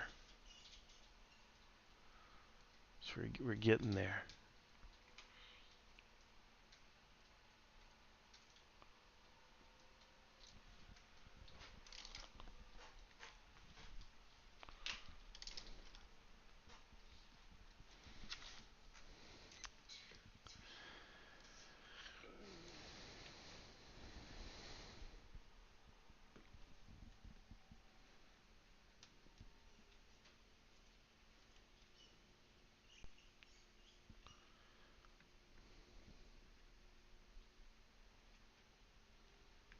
All right. This die you see here on the screen, this dotted die, I think that's like a morale die or something. And I'm not sure exactly how to interpret it, but I know that the colors correspond to quality level. So red is elite. This orange color is veteran. Yellow is trained. White is militia. And those are our standard colors. So I think it means something like that. I just don't know how to read it. Like, are those all the categories of units that are affected, or are those exempt from being affected by something? I don't know. Otto says, Marshall, do you think Kriegspiel can sometimes glorify war too much? Absolutely, yes. What would you think about umpires being more gritty with their descriptions of what the players see? My only sensitivity to that, Otto, is time, but I don't have a real problem with that. Most of the time, players are playing as generals, so they're not seeing the gore, the blood and guts that are at the front. But if you're playing a World War II game or something like in Carter's D-Day game, where the generals are actually landing close to the front, close to the action, and they're probably seeing the wounded or something, if somebody were to describe that, I would have no offense to that. And yeah, one of the things about Kriegspiel is it should educate us that war can take unexpected turns, that it's not easy, it's not straightforward. If anything, any good game about war should educate us that war is a really bad idea, and that you don't want to go into it. You can have fun, yes, playing a game, but the game should offer you some kind of insight and teach you that maybe I don't want to go here. For example, maybe in real life you have a lot of advantages at a negotiating table or in a tough situation. Do you want to go to war with somebody across the table from you, even if it's in the context of a negotiation? And what's going to happen when you commit to what we would call getting heavy with someone? There could be surprises in store for you. Maybe it's not a good idea. Therefore, maybe it's better to resolve differences before things get heavy. And that's one of the cool lessons I think I've learned from Kriegspiel, is it's usually better to parlay and come to a negotiated agreement than to actually get into an engagement, because even if you think you're holding all the advantages, your opponent could surprise you and you could still lose. And that's a lesson that comes up often in Kriegspiel. Eli says, while I'm thinking about it for the folks at home, when I commanded in the Gettysburg game, I had myself posted in the Lutheran seminary, had an excellent view of the battlefield. As soon as I came down from it, I got tunnel vision on a specific spot in the field, which led to the wrong assumptions on what was happening. Know your role as a general and always be focused on gathering more information and staying updated. You're going to lose if you don't. Lessons learned the hard way. So there you go. And again, the cool thing about Kriegspiel is these little lessons we learn from a military perspective. They inform us in a broader sense as well. Recently here in the United States, we had a tragic event happen, and I'm not going to talk about it or get into it. But there's a couple different groups of people There are those people who immediately go into the trenches on social media or in their interpersonal relationships, and they begin arguing, fixating on very specific details. And they end up making fools of themselves because they're arguing something very small and specific, and they don't have a lot of information. Whereas there are a lot of people who say, I'm going to sit back, I'm going to gather information, I do have my biases, I have my feelings, my thoughts and opinions, but I'm not going to really go out there and make a fool of myself. I'm going to wait until there's more information. Because for one, I'm just an average citizen. I'm not involved in the situation, and I don't have to render a decision right away. I can wait for all of the facts. I can gather information, and I can then choose my response carefully based on that information. And I think that's the way to be. And again, that's another thing that Kriegspiel teaches us, and that's what Eli's talking about. And my point here is the lessons we learn in Kriegspiel, we can cross-apply to our everyday life, and I think they make us better people. So that's a great comment, Eli. All right. Let's check the Discord now. And nothing new on the Discord.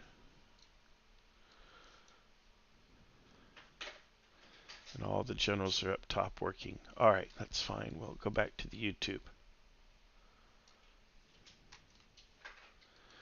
Great commentary. This is why I run these, man. You guys get these discussions going, and they're fantastic. That's awesome. So here you have this really cool screenshot. And then, of course, you have my tabletop, which I've stopped updating. And that's okay, though. I think, again, you can command from the screenshots once things get rolling. Tabletop's really good for getting started and all of that. But then once the game gets going, the screenshots are generally enough. Let's move my, or turn my camera off so you can see that little corner there. I think you can already see it, huh? Oop. I always do that. I always grab the wrong thing. This is the element. We want to drag that over. There we go. All right.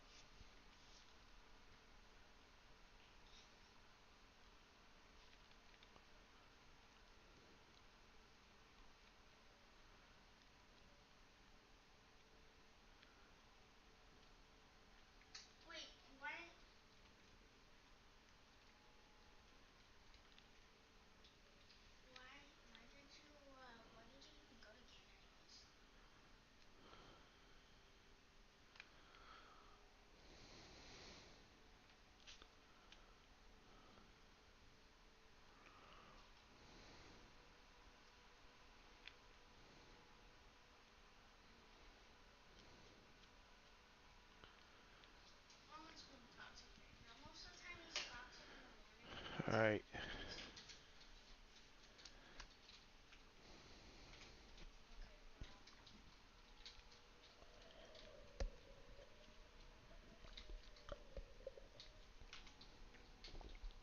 I have a feeling we're going to see this wrap up here real soon. We might get one more turn, but maybe 2 turns top, or this could be the last turn. Now, granted, that's from a tunnel vision perspective, but these games generally just play until we have a resolution. We don't play to the bitter end, because the bitter end is usually just, at that point it's all over but the crying. And you're just really calculating the casualties from the attackers pursuing the routed units.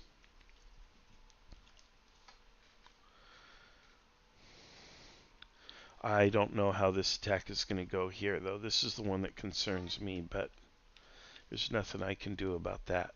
Oh wait, we have 7 people in our lobby. Never mind. I was gonna say, why don't we play Minecraft?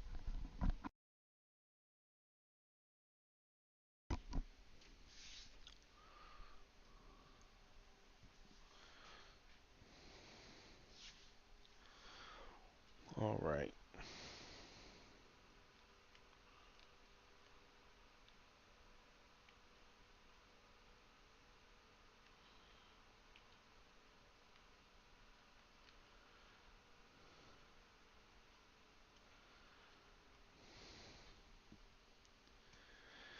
All right.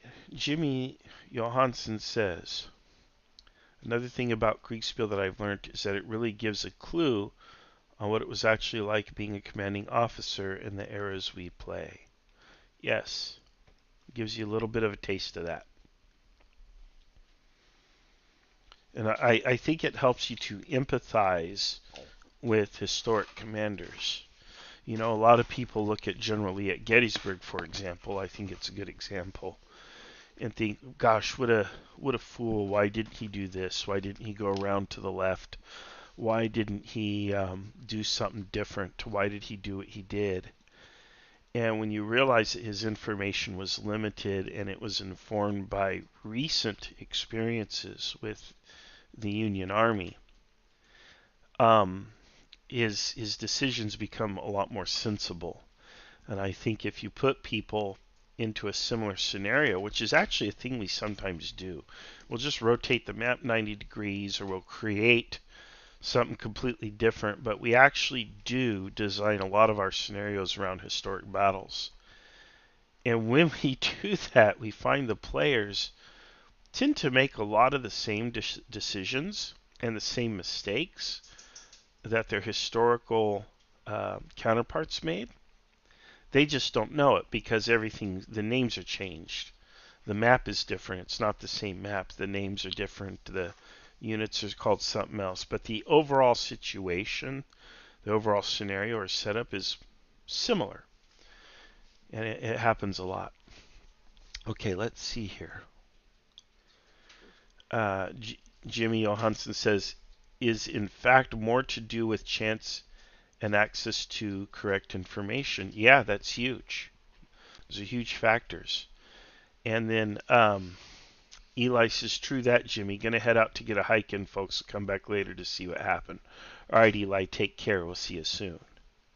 Achilles says, I would have some difficulty playing a game about the fights I was in, but it does not bother me that others do. I enjoy solving the operational and tactical problems involved. There you go. All right.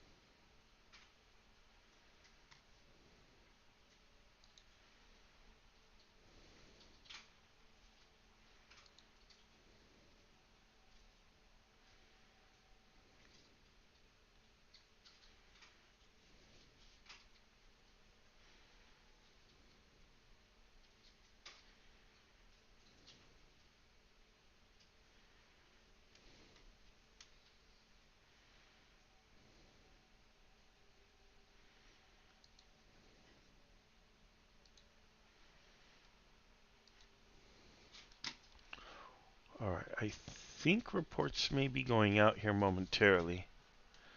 Let me take a look at my channel right there. And nothing as of yet. All right, but they could go out.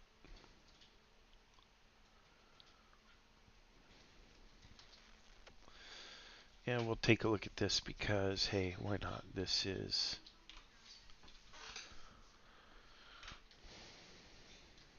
No, that's an old screenshot. We want the most recent one. And here we are. All right, folks.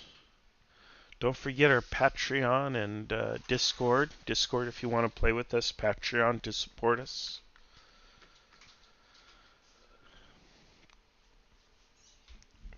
Coffee Kegs and Kriegspiel is the name of the podcast and the Patreon.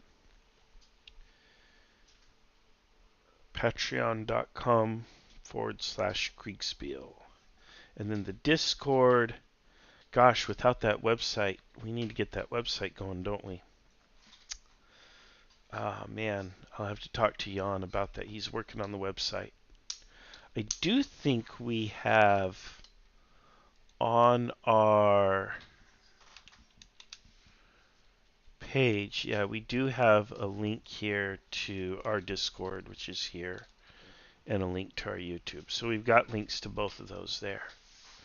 But yeah, here's creekspill.org, and again, we're doing work on it. But yeah, these are the vital links for now. Excuse me, and those are up and running. So, all right. Waiting to see the umpires move.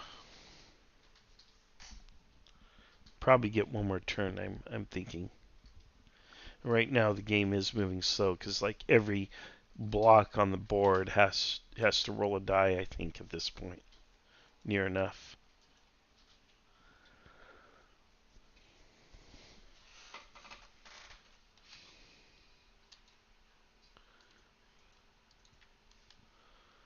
Where's my... There we are. Okay, oh, we got more commentary. Good. Otto says, anecdote from the Napoleon site about how to lessen casualties from artillery fire gives me ideas as an umpire. And then he says, another method was to throw themselves flat on the ground. This method, while practical, was not considered by some as exactly manly. Major Frikasoff, Prussian Landwehr Battalion, writes, Bülow stopped about 100 paces to outright and saw what a perilous position we were in. He sent an officer over to who shouted loudly that on the orders of the commanding general, the battalion was to lie down. Some of the men actually did so, but as more and more voices shouted, we don't duck, they got up again and everyone stood to attention as if on parade. And then Otto says, imagine losing troops as a player because of 19th century cultural behavior. That's a thing. And Jimmy Johansson says, was thinking something though, as we all play much Kriegspiel and it gets better at it, is there a risk that it'll be harder for newcomers to it? That's a great question, Jimmy, and I actually talked about this earlier. So I'm probably one of the most experienced Kriegspiel players out there, and I lose almost all my battles. So not necessarily.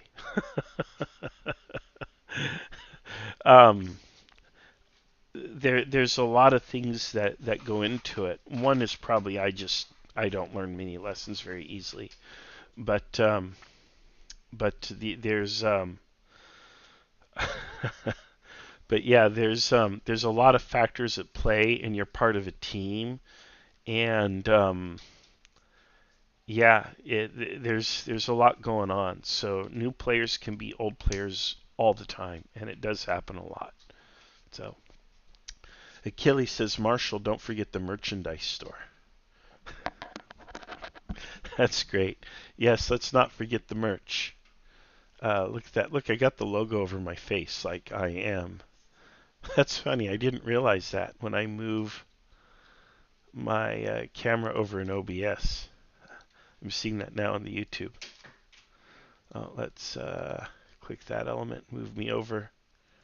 Oh my gosh, I can't believe.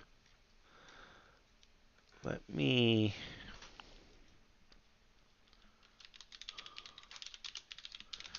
see what happens there.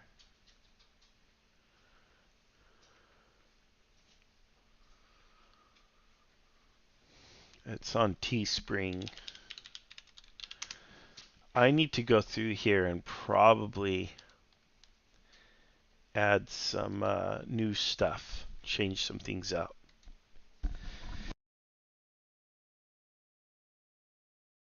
Pardon me, a little sneeze here. Oh my gosh. Log in. And let's see the store here while we wait.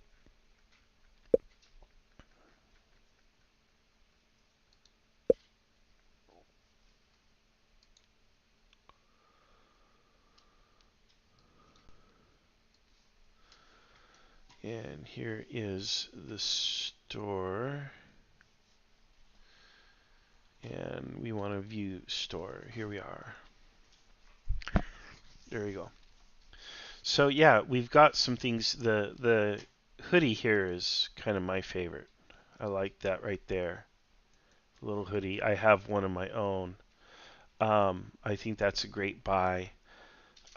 We've made a variety of other ones, but I do need to update everything. But yeah, we got the shirt here. Got a couple shirts. And you can get them in different colors. So there you go, different colors. And there you have it. So yeah, that's the store. Anyway, it's the Kriegspiel store .creator-spring.com, I guess. Anyway, Okay, Marshall. yeah, go ahead, Dave. What do you got? So you've come back and you have said to your lancers under your commands to rally, in which some of them are. Your skirmishers kind of screened your falling back and rallying yourself. The cataphracts are way off in the distance. They're, you can kind of maybe hear the rumbles of still fighting from that direction. However, north of you, your allied infantry have pretty much shattered. There's pretty much no left flank at all. It's very chaotic as the lines are trying to reorganize. What are your orders?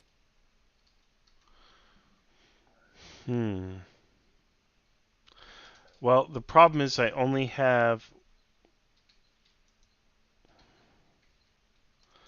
Let's attack Diamond Axe. Attack Diamond Axe. Okay. Yeah, let's attack there. Taking what guys will go, huh? Blacktail and Whitetail and maybe Red Yep. Skirmishers on my left to shield us from Fire Axe. Sure. And then Bluetail and Greentail are to continue to attempt to recover. I don't know that they will. If they're not going to recover, have them right off the field to the rear. They're a liability. Okay. If they are going to recover, then recover. Okay. I'll put the whole kind of blue tail and green tail tentatively riding off the map. But yeah, I put because they're spent. I don't think they'll have another charge in them. Exactly. But Yeah. So yeah, they just need to retire. sure thing. You do hear still some kind of light musket fire coming from the north as well. It seems like your infantry are still fighting on.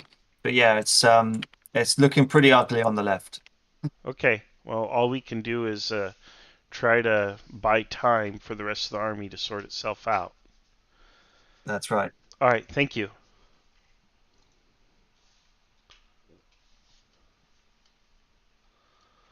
All right.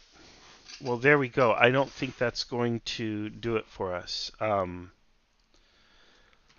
think we're pretty much doomed. However, by delivering a counterattack here, maybe we create enough chaos that at least we buy some time.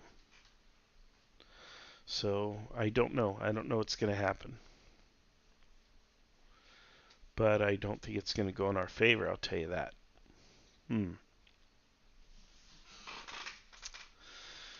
So all we can do is what we can. Jimmy says, I mean, though, that we get better at teamwork and info gathering. Yeah, and I think there could be some of that, but there's enough turnover and circulation in the player base that most of us who are experienced, we tend to play or we tend to graduate to umpire roles. So there's a lot of that too. I mean, we'll see. I mean, the generals back in the day weren't that good at teamwork necessarily. And that's correct. You're absolutely right. Yes, the generals were not necessarily very good at teamwork. In fact, they're not necessarily any smarter or better than some of us who play now. So I would absolutely say that if we were to take some of our players today and at least give you the training that the officers would have had so that you understood kind of how warfare worked back in the day on their level, I think some of us would be even better. You consider how some officers got their commands, not necessarily through merit, but through connection. And it's easy to see that a good number of our players would actually be more competent commanding those armies than the historic commanders. All right, let's take a look. One last look at the merchandise store. Achilles says he has the black hoodie. I do too. It's great. But yeah, I do. I need to go through here and determine what we want to do. These are featured products. I wonder if we have others. I don't know. But I need to, I might just need to see if I can connect some additional stuff. If I click create, let's see what kind of merch they have. Hopefully they're adding stuff. Doesn't look like they've added too much. NFT, huh?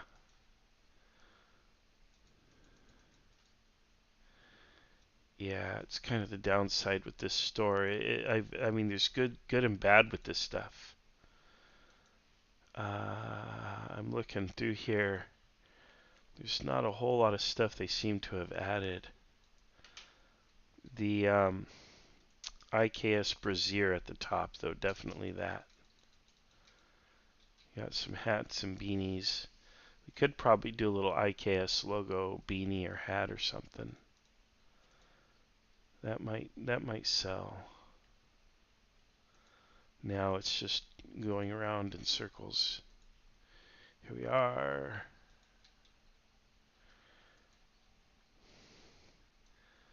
But there we go. Women's swimsuit. Hey, sweetheart, I bought you a new bathing suit. Represent the IKS at the pool. That's great. There we go. All right. So, yeah.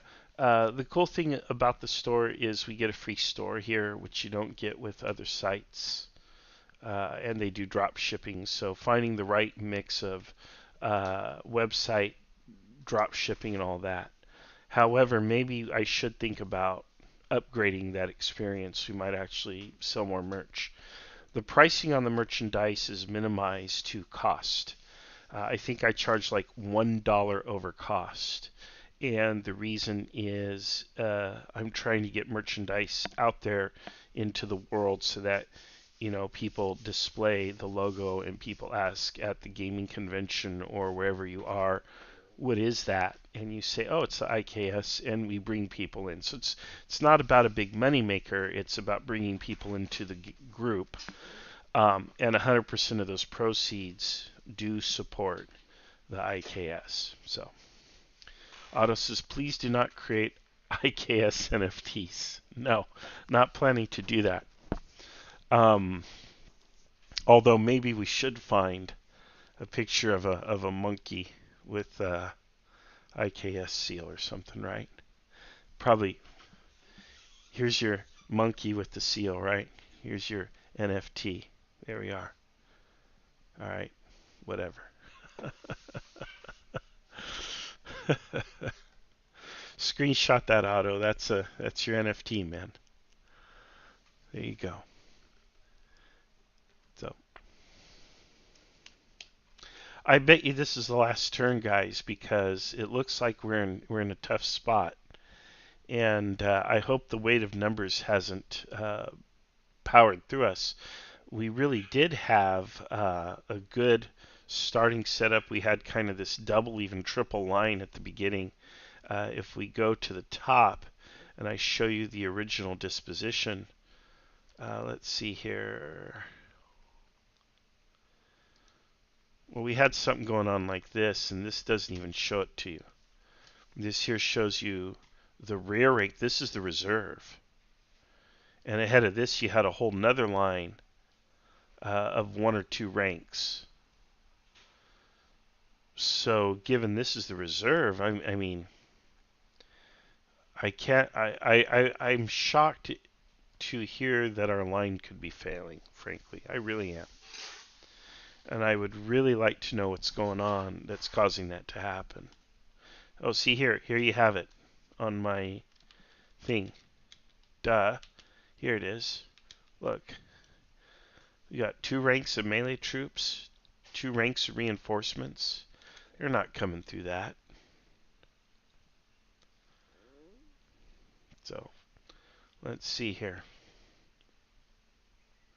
It looks like there could be reports coming already. I don't know. Dave is in channel blue too. It's too soon, really, for the turn to be over. Oh man. I am gonna create IKS NFTs. Oh man, $1 million. What do you guys think? We can play Kriegspiel with real people at that rate. You sure you don't want me to do it, Otto? Somebody will buy it.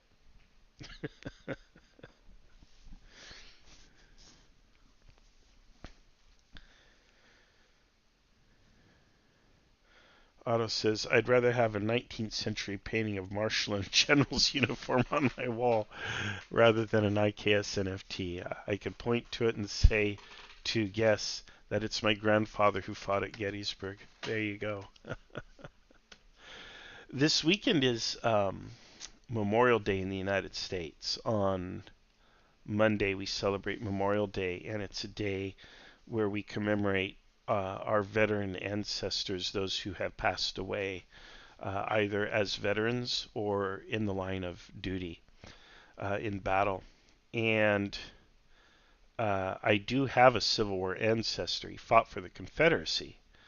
But yeah, he's buried in Texas, and they put little flags out and everything. But yeah, I do have that. I also have a World War II. My grandfather actually fought in World War II, although I never met him or knew him personally. There were family things and a divorce and such.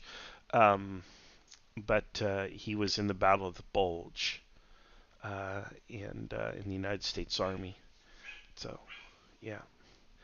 Jimmy Johansson asks, what's an NFT?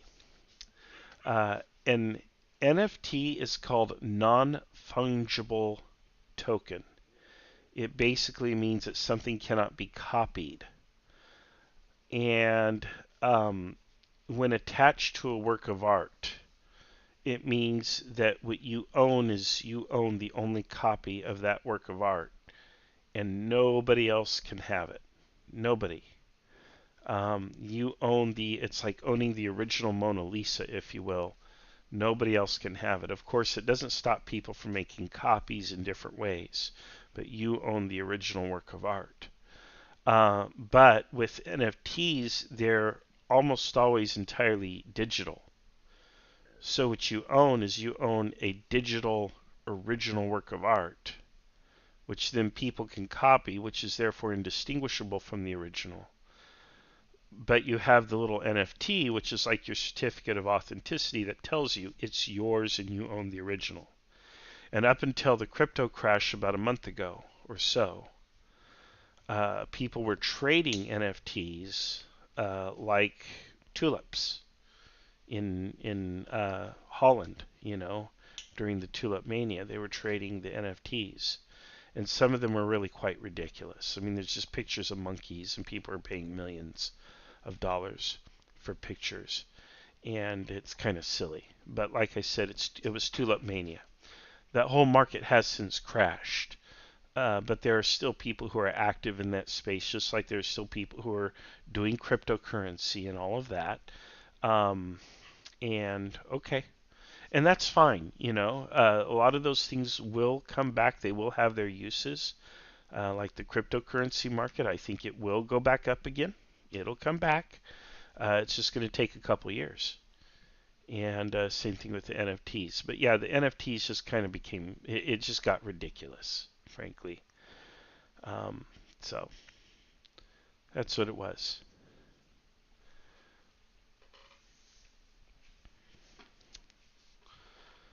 All right. Maybe we can make entire Kriegspiel battles NFTs. We can sell them. Don't you want to know who wins the battle? You own the original copy of the battle. I don't even know how that would work. No, we're not going to do that. We don't need to chase the money like that. Getting the little $5 donations or the little people buying some merchandise or whatever. That keeps us afloat. And when we have major needs for income, the community has never been shy about coming forward and helping out. But I don't want to discourage people from contributing and giving, but the amounts that they give do not need to be in the hundreds of dollars. $5 a month. Buy some merchandise, we get a buck or two off that. That's fine. That's plenty. In fact, we've talked about how to spend a little bit of the surplus that we have, and a decision was recently made. Maps. Maps are absolutely something that's in demand. And so we've done some stuff recently to buy some map assets or materials for the creation of maps. And we're trying to develop our map library, build it out, so we have a nice, good library of maps for a wider variety of battles and engagements. Otto said, it made me quite emotional for some reason that even though I never knew the guy, something about poor farmers dying in a king's war is really depressing. Yeah? Yeah. Peter says, that's a big command. Natives, I presume, and hello, Marshall.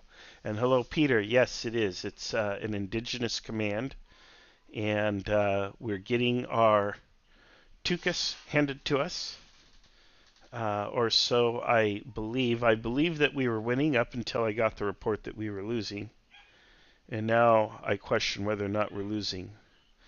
We're either losing very badly, or we're winning and just I'm losing. I don't know. But I've got to tell you, the common denominator in all my Kriegspiel defeats has always been me.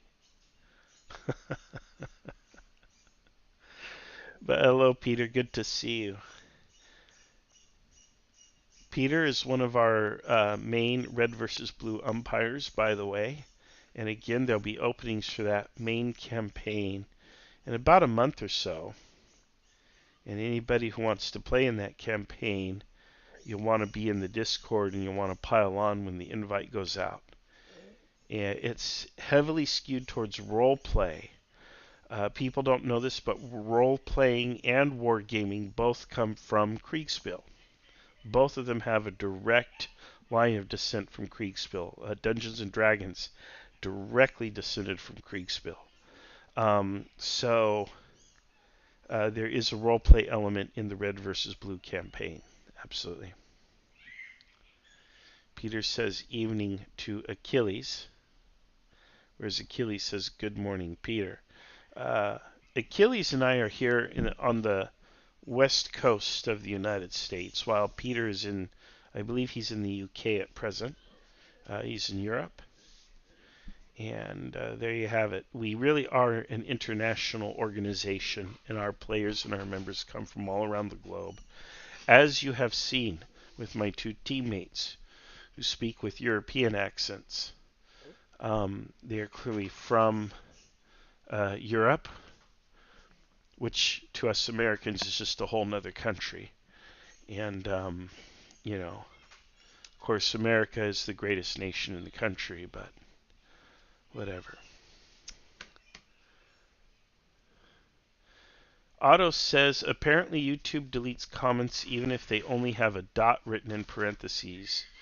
There must be a lot of bots. Yes. I don't know how it works. I've seen comments are retracted on occasion. And I don't know if that's you guys saying, you know what, I don't like that, let's delete it and say it again, or whatever. We do have issues with spammers on the YouTube. Most of the time, I think YouTube catches those. Sometimes I catch them, though, and I'll delete them manually. But it does happen. So I apologize if you have trouble interacting with us on YouTube. I think a lot of it's outside of our control. But I will tell you that when I first launched this YouTube, year and a half, 2 years ago, whenever it was, the spam was outrageous. It was a lot of adult-oriented spam in particular. That's very problematic. Don't want to see any of that on here.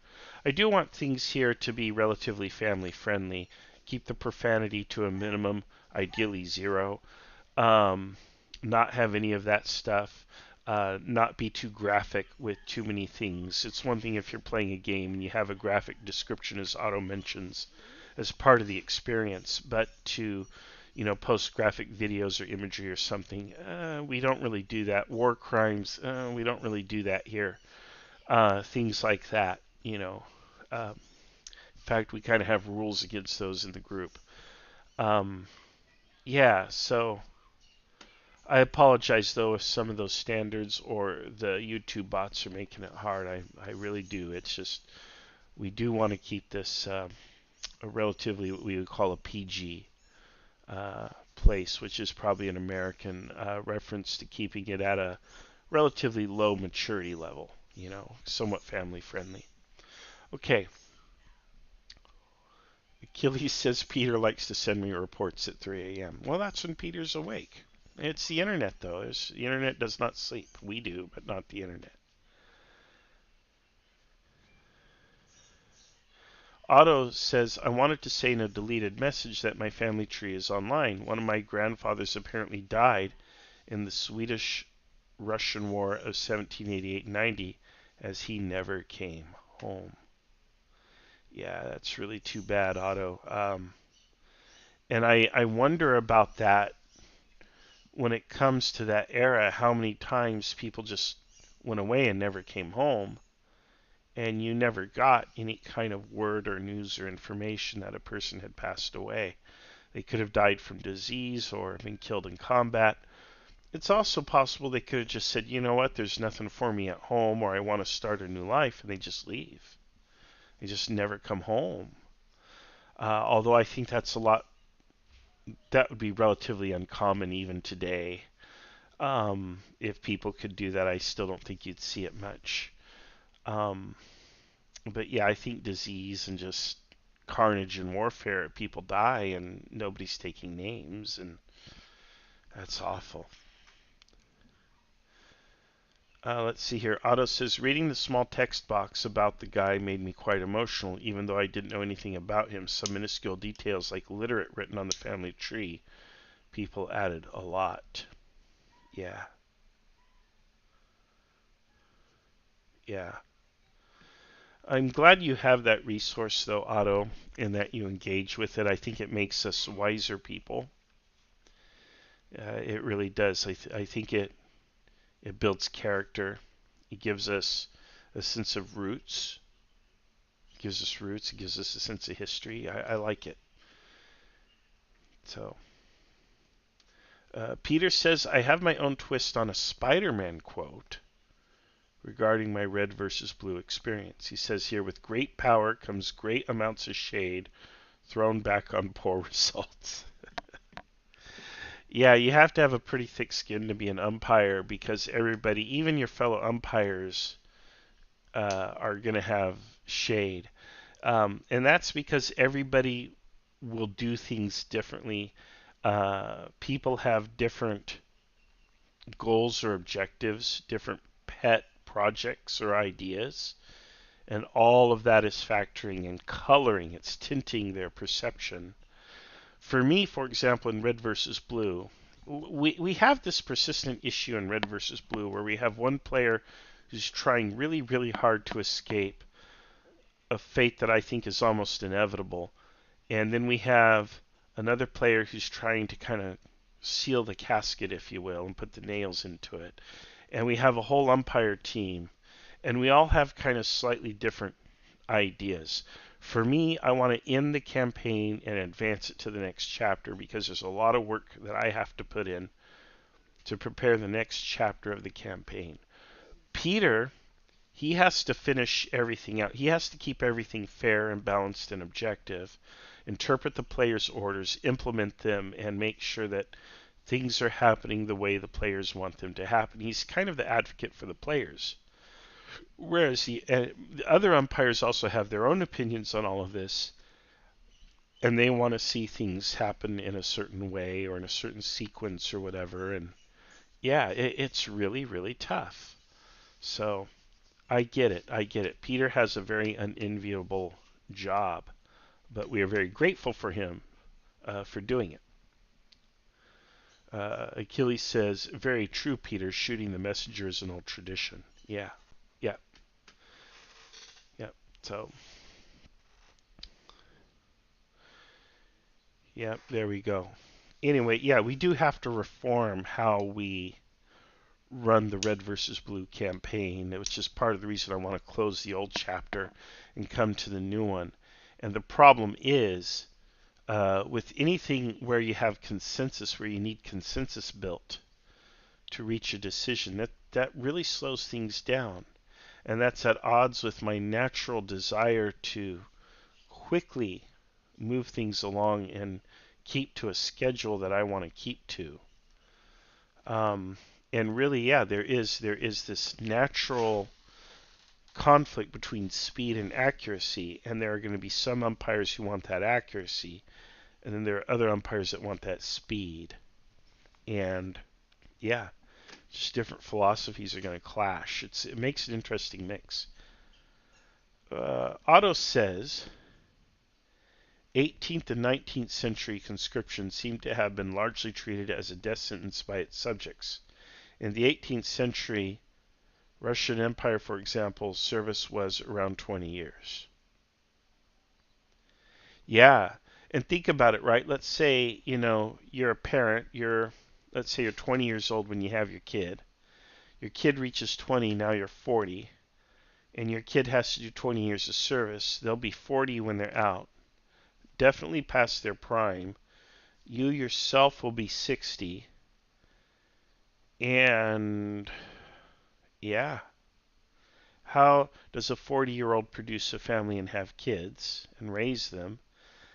Are you even still alive, even though you're 60? And 60 isn't really that old, but back in that day where anything could kill you because you don't have modern medicine. Yeah, I get that. I really do. So, and then of course you figure about a quarter of everybody who marches off doesn't come back because of just disease. And then, you add combat on top of that, which was never as deadly as the disease. But really, I mean, it's like playing Russian roulette, with 1 in 4 odds. Are you going to play? I'm not going to play. Nobody wants to play that game. You know, yeah. And that's something, Otto, that we have to carry into other things, such as our red versus blue campaign, where players want to raise troops or enforce conscriptions or other things. That's a role play element. How do the people react? What are the terms of service going to be, and all of these other things? Yeah. And why 20 years, right? Like here in the United States, conscription has historically been for like 2 years, 4 years, whatever. If you were drafted and sent to Vietnam, I think a tour of duty was 1 year, 365 days. And, 20 years though makes sense when you're back there and you're dealing in that time period. And I don't know. I don't know enough. I better just stop speaking about it. But wow, it's probably really hard to train and equip a soldier. Um, and maybe that's why they had 20 years of service. I don't know. At some point, I want to give a player in-game dysentery. That would be historic. That would absolutely be historic. Here in the United States, during the Civil War, we refer to it as the Tennessee Quick Step. Do the Tennessee Quick Step. There you go.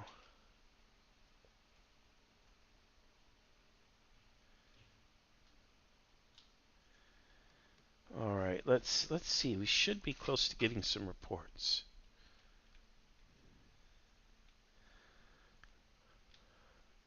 Man, I really think we're there with this thing. I was expecting this game would wrap up right about now. So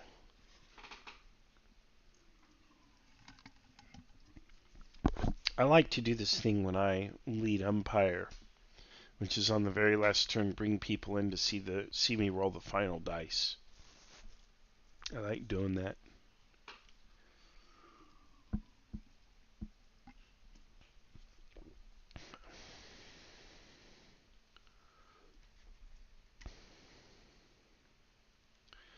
Peter says, yep, I didn't add disease into my calculations, but that sure would be harsh on a player to die of dysentery. Absolutely.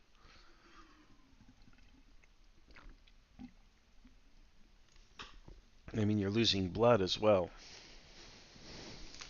So, all right.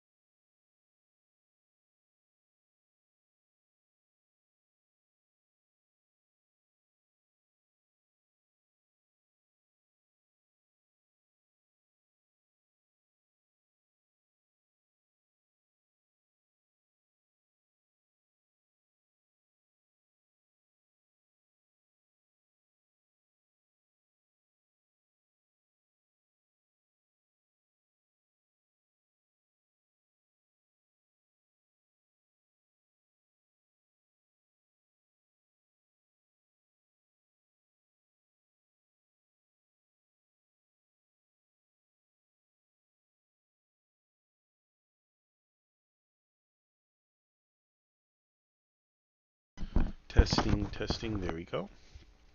Okay, yeah, my headset gave out. All right.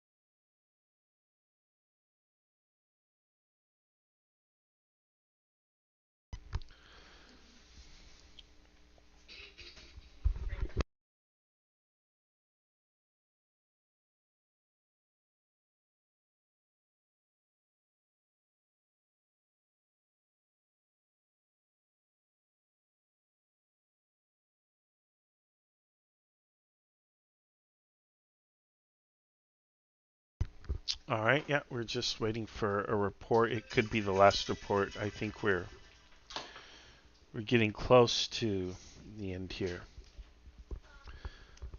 But we'll see.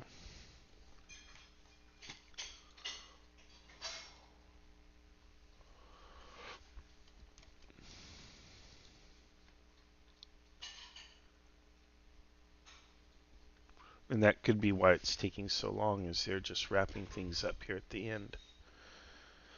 They will pull us into the main room to review everything.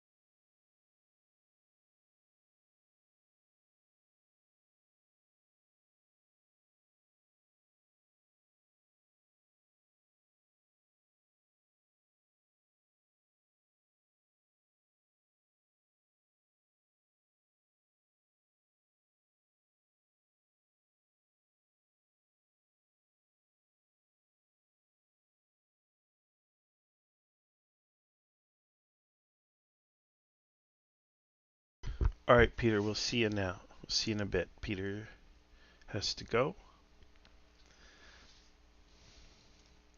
Yeah, this is definitely the longest turn. My report came through at 11:19, and it's been almost 40 minutes now.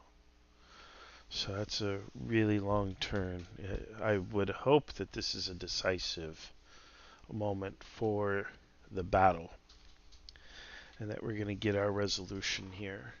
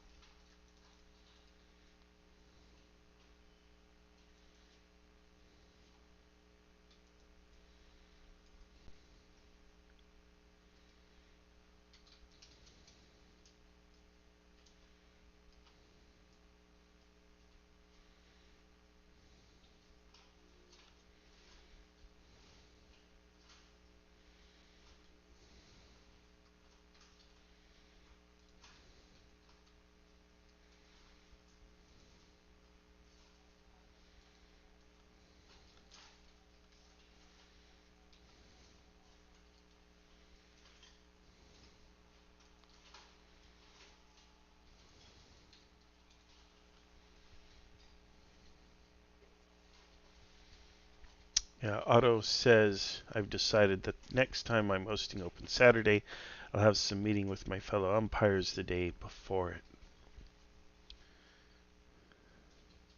Yeah, I think it's important to have systems that allow you to resolve things as quickly as you can. Sometimes a longer turn is unavoidable. I don't think the umpire table is being live streamed at all, but if it were, it might give me insight into what's going on and why it's taking so long. Sometimes the umpires get sidetracked into conversations. Is the thing that happens. When you catch that, you have to arrest that and say, okay, we got to focus. As the players are waiting, there are a few things more destructive to a Kriegspiel and to player engagement than long turns. But also, you have to figure out ways. This is one of the big things in the K22 system. The big innovation of the K22 system, in my opinion, is that you group the combats together and you roll one die for them. Now, that's made for Napoleonic conflict. I don't know how it would go with the medieval style conflict. I think pike and shot, it works really well. And then certainly Napoleonic conflicts, I think it works pretty well too. But yeah, it's group everything and just roll that one die and go. Because when you start rolling a die for each unit in a combat, and then maybe you roll a morale die to check responses and stuff, it really slows things down. Each roll only takes a few seconds, but those seconds add up. Now, I don't know what system Justin is using here. I do see some D6s here, and I saw a dotted, what I think was a morale die in an earlier screenshot. So I know he's not using K22. He's using something else, which is fine. Different umpires have their own systems. But again, you have to balance the desire for accuracy, or what I call minutia, which is all of the little things that people want to add to a game to increase, the accuracy or the historical flavor or the challenge or the detail, whatever it may be. You have to balance that with time, because you want battles that play out a minimum number of turns. You want at least 8 to 12 turns minimum per battle in order to really give the players a chance to kind of enact their strategy and see it carried out and see how things go. If I were to look at this game and tally the number of turns we've got 1, 2, 3, 4, 5, 6. 6 turns after start. So we're still short of the 8 turns. I think we're in 3 hours of actual play time now. The first hour, which was spent largely getting organized, I didn't record or stream that. So we're literally 1 minute shy of 3 hours. And 3 hours is not unreasonable. I think 4 hours is a sweet spot. But beyond that, then you really begin to push into an unreasonable realm. But you should be trying to get through turns, on average, 1 turn every 20 minutes. And now we are at, let's see, my last report was at 11:19, so if we say 11:20, now we're a solid 40 minutes past that. I think 30 minutes for a long term, and there are long turns. And now we're being brought up to the top, so it is over. But yeah, that's my rule on that. That's kind of my rule of thumb. All right. And let's take a look at the stream here, folks. Okay. Welcome, everybody. At this point, we're going to call the victory for the Obseki after heavy casualties on both sides and a lot of disruption, including a lot of shattered units all through. There are ultra-heavy Astali cavalry in the rear, basically cataphracts, in the rear of the Obseki army, and the Obseki right flank is, well, it had a hole blown through it. The Obseki left flank is virtually intact and has just crumpled the Astali right flank, with the exception of the Vermilon line infantry, who are bloodied but not unbowed and just fought off an attack with the bayonet. In the center, Brett's huge charges just smash through the massed levies there, which, as you can sort of see waves of there was a battle, and then there was another attack, and then there was another attack, just here at the end. Sam Miller wins again. Sam Miller always wins. So Sniper asks if we lost. So firstly, I want to call out Sniper for player of the match, just because he came in halfway through to take over a seat with minimal briefing time and commanded his people quite well. Like, he patched this together down here from reserves and individual units that he could just anything you get to stand, and he rebuilt the southern flank defensively at the same time as Marshall was attacking the southern flank. So he managed to hold off the parts coming through. Somehow all the blue team is empty. Sniper here? Wait, where is Sniper? I left him behind. Sorry. He can't hear me. Dare you? Tragic. There we go. Sorry, Sniper. I was trying to grab everyone, and I guess I missed you somehow. I was just calling out you for player of the match, because you came in with minimal briefing partway through, took over the blue side, or took over one of the blue seats, and were able to rebuild. I'm not sure if you can see the stream. You're able to rebuild a line in the I think south. Sniper went. He went? He left channels. Oh, well. Oh, he's back down there. He's back down there again. He doesn't want to talk to you. You forgot him once, never again. Is he back? Where is he now? Sniper, you're back again. So. And he's gone.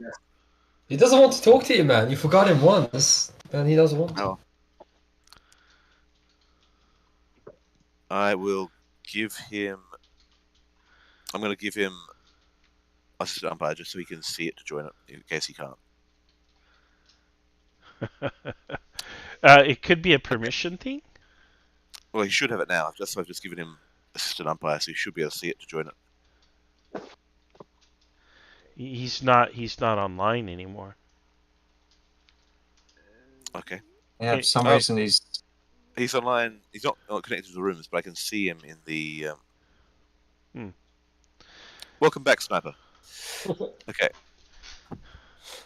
So overall, it was a major battle, and it was a good classic medieval style battle too. It was less maneuvering and more lines of battle slamming into each other.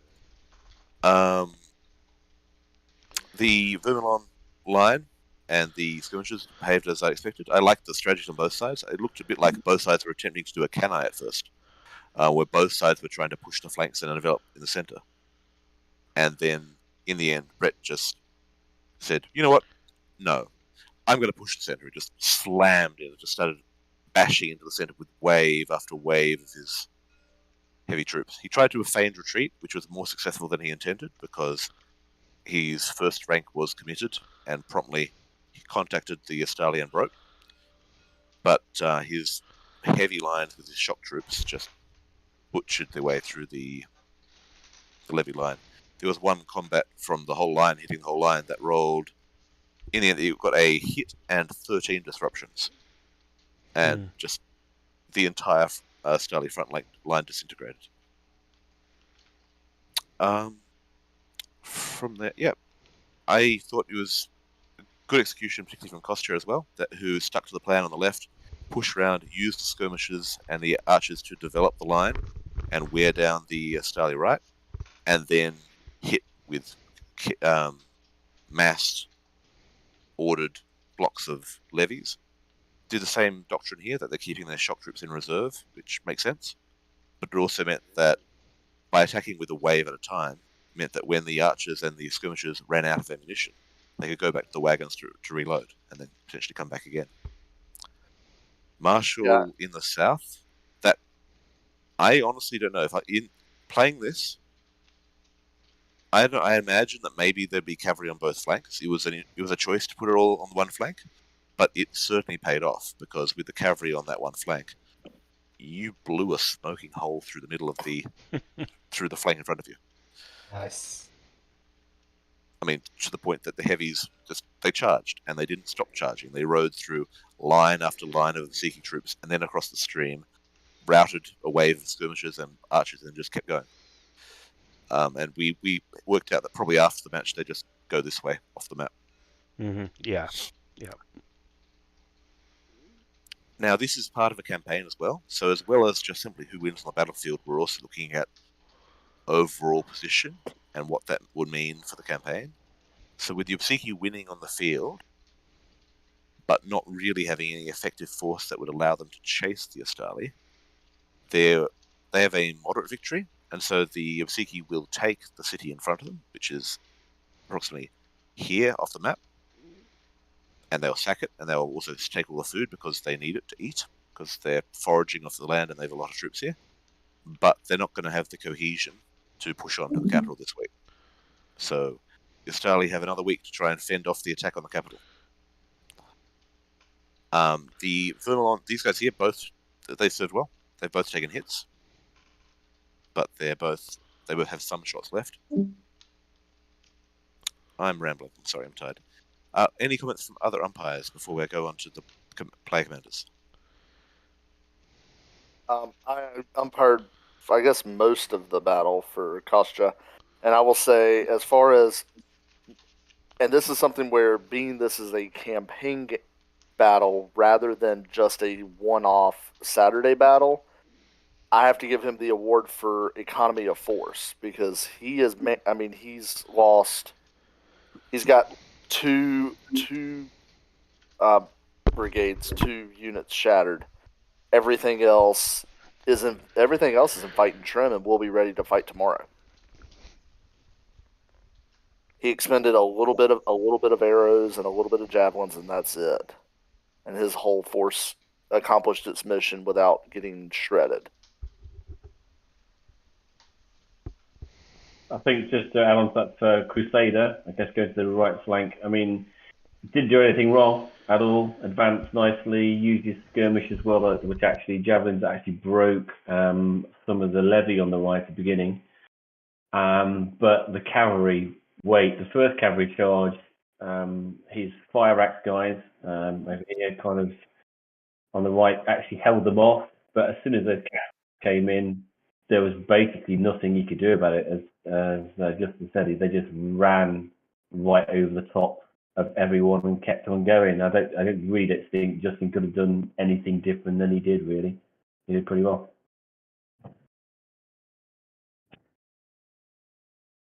Sorry, Crusader. All right. Any other umpires with comments?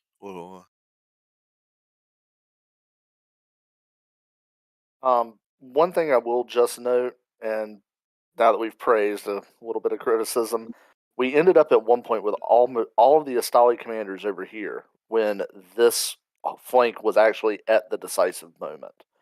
And by the time reserves started getting moved, it was too late. So we ended up, and Sniper came in during that point, so he had no choice but to be hyper-focused over here.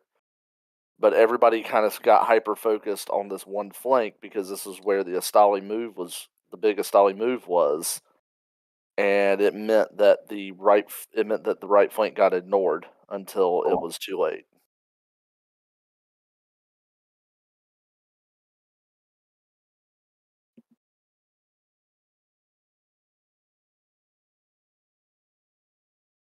So let's go to the oil there then for the Astali. Yeah. Our plan was form basically a line of infantry and archers, like a U formation, and let the cavalry attack on the flanks. But then we decided, let's just put all the cavalry on one flank in this part, because on the other flank there was like a hill. And the cavalry was successful, but yeah, I expected the infantry to hold longer. And in the end, I rode to the other side, to the right side, only to send the reserves now to support. But I wasn't thinking that was so bad. Yeah, that's the situation. Yeah, and that was also a lesson too, that with the various wing commanders, that earlier on, without all the extra levels of command and levels of scouts and things, you're punished for abandoning wings of the army for too long, Yeah. because you're following something, but it meant that you're losing track of what's going on elsewhere.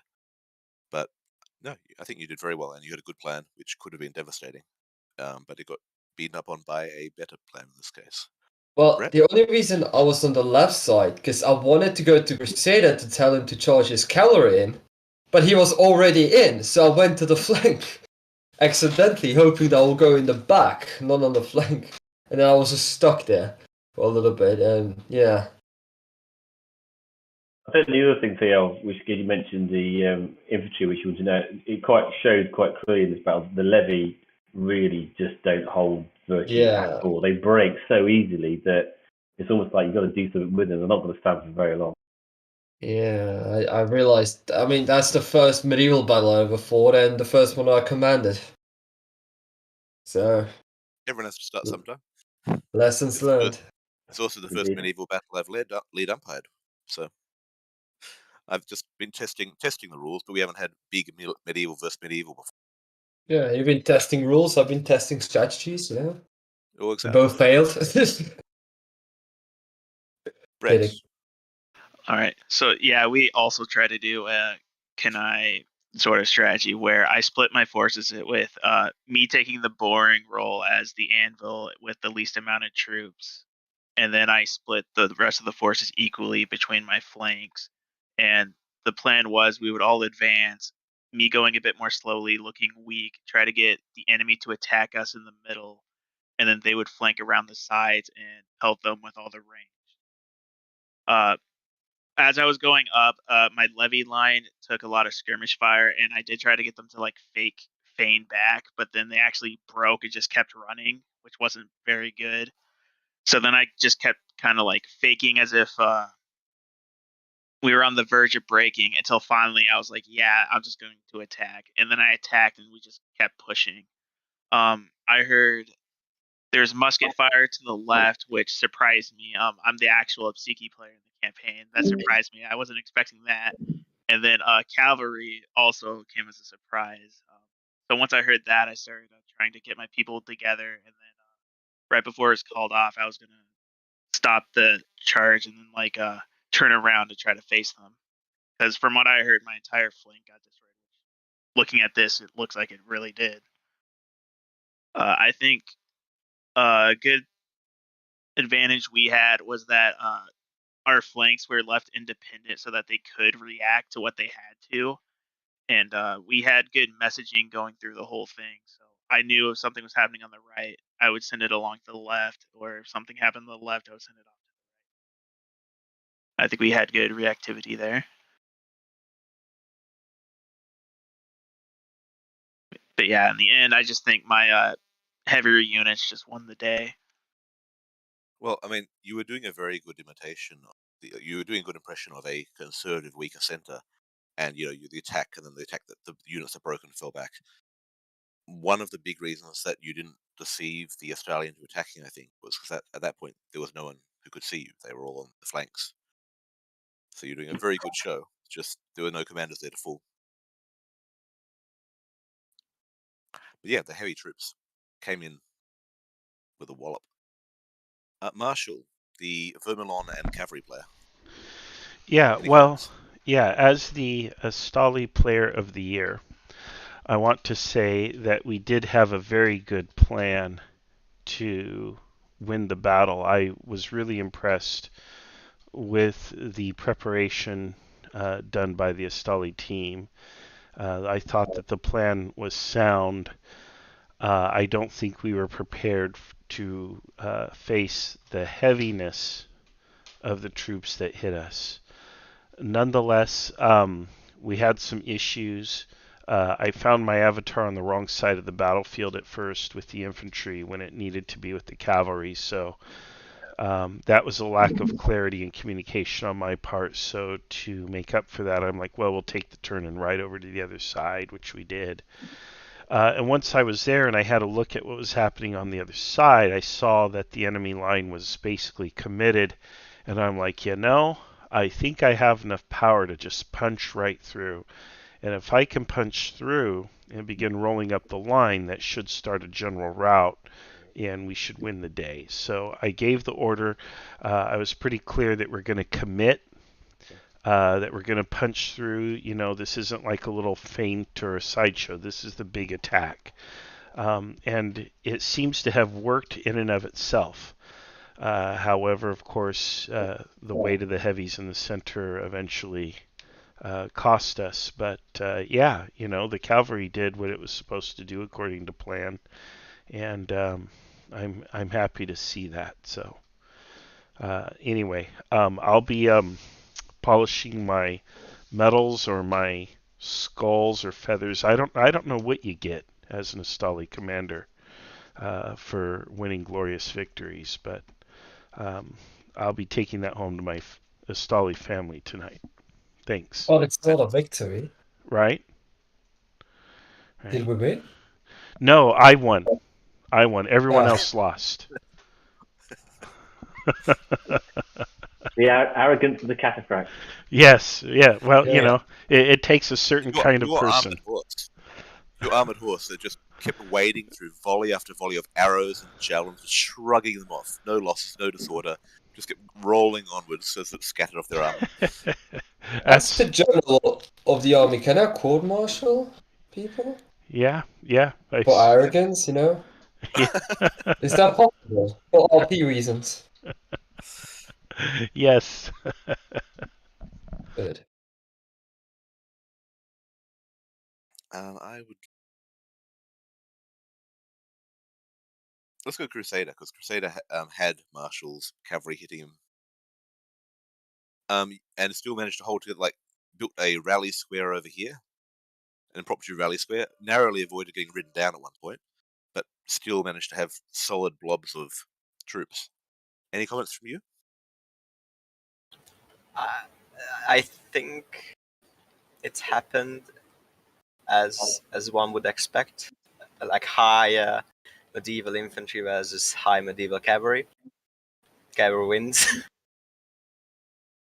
That wins. Wins to a point. Yeah. Yeah.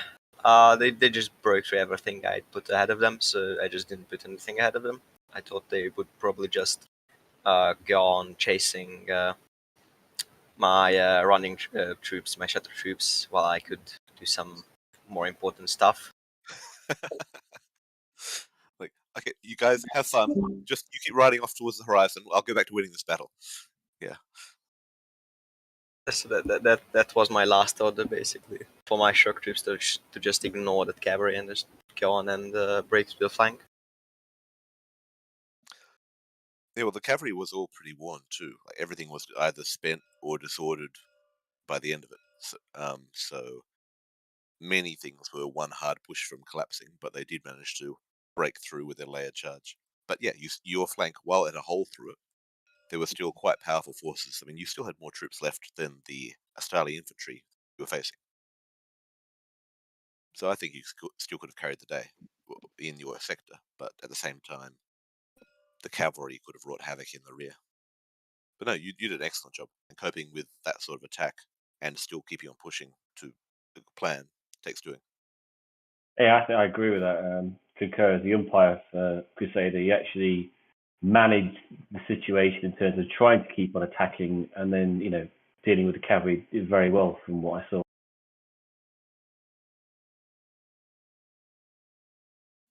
I guess last but not least, Kostya. Any comments from the left flank, the one that had excellent economy of force, had to handle some trees, but otherwise, and surprise muskets, but otherwise did very well. Well, I just mostly just tried to do what Brad said I needed to do, just to try to break through the left flank and envelop them, and I did it as I did just what seemed logical to me. Like it didn't seem necessary to commit my shock troops. Good call. And that way it's all intact, it's all there. You did very well.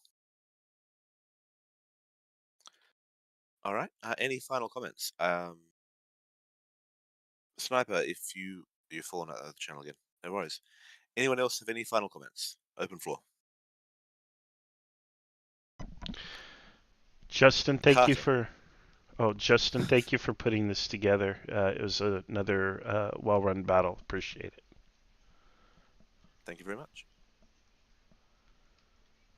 Happy to do it. Yeah, And agreed. I'll update the various things in the campaign over the weekend as time allows. That's a bit I'm looking forward to now. Well, there's 3 more battles, but they're not going to be played live. Thank you, everyone. Thanks a lot. Great fun. Cheers, Thank everyone. you. Thanks. GG. Bye. Thank you, everyone.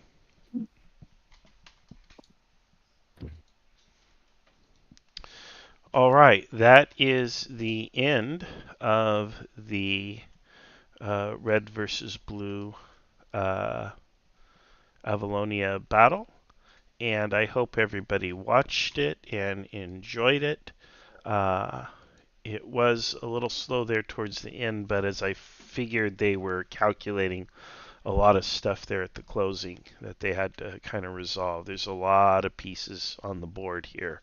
And that's one of those things. When you get so many pieces on the board, it just takes more time. So I want to thank you all for being here. We will have our podcast, Coffee, Kegs, and Creeksfield, tomorrow morning at 9 a.m. Pacific time. And anybody who wants to come on and share thoughts or commentary, let me know in advance, and I'll make sure you are featured on the show. All right. Well, thank you all for being here, and we will see you on our next adventure.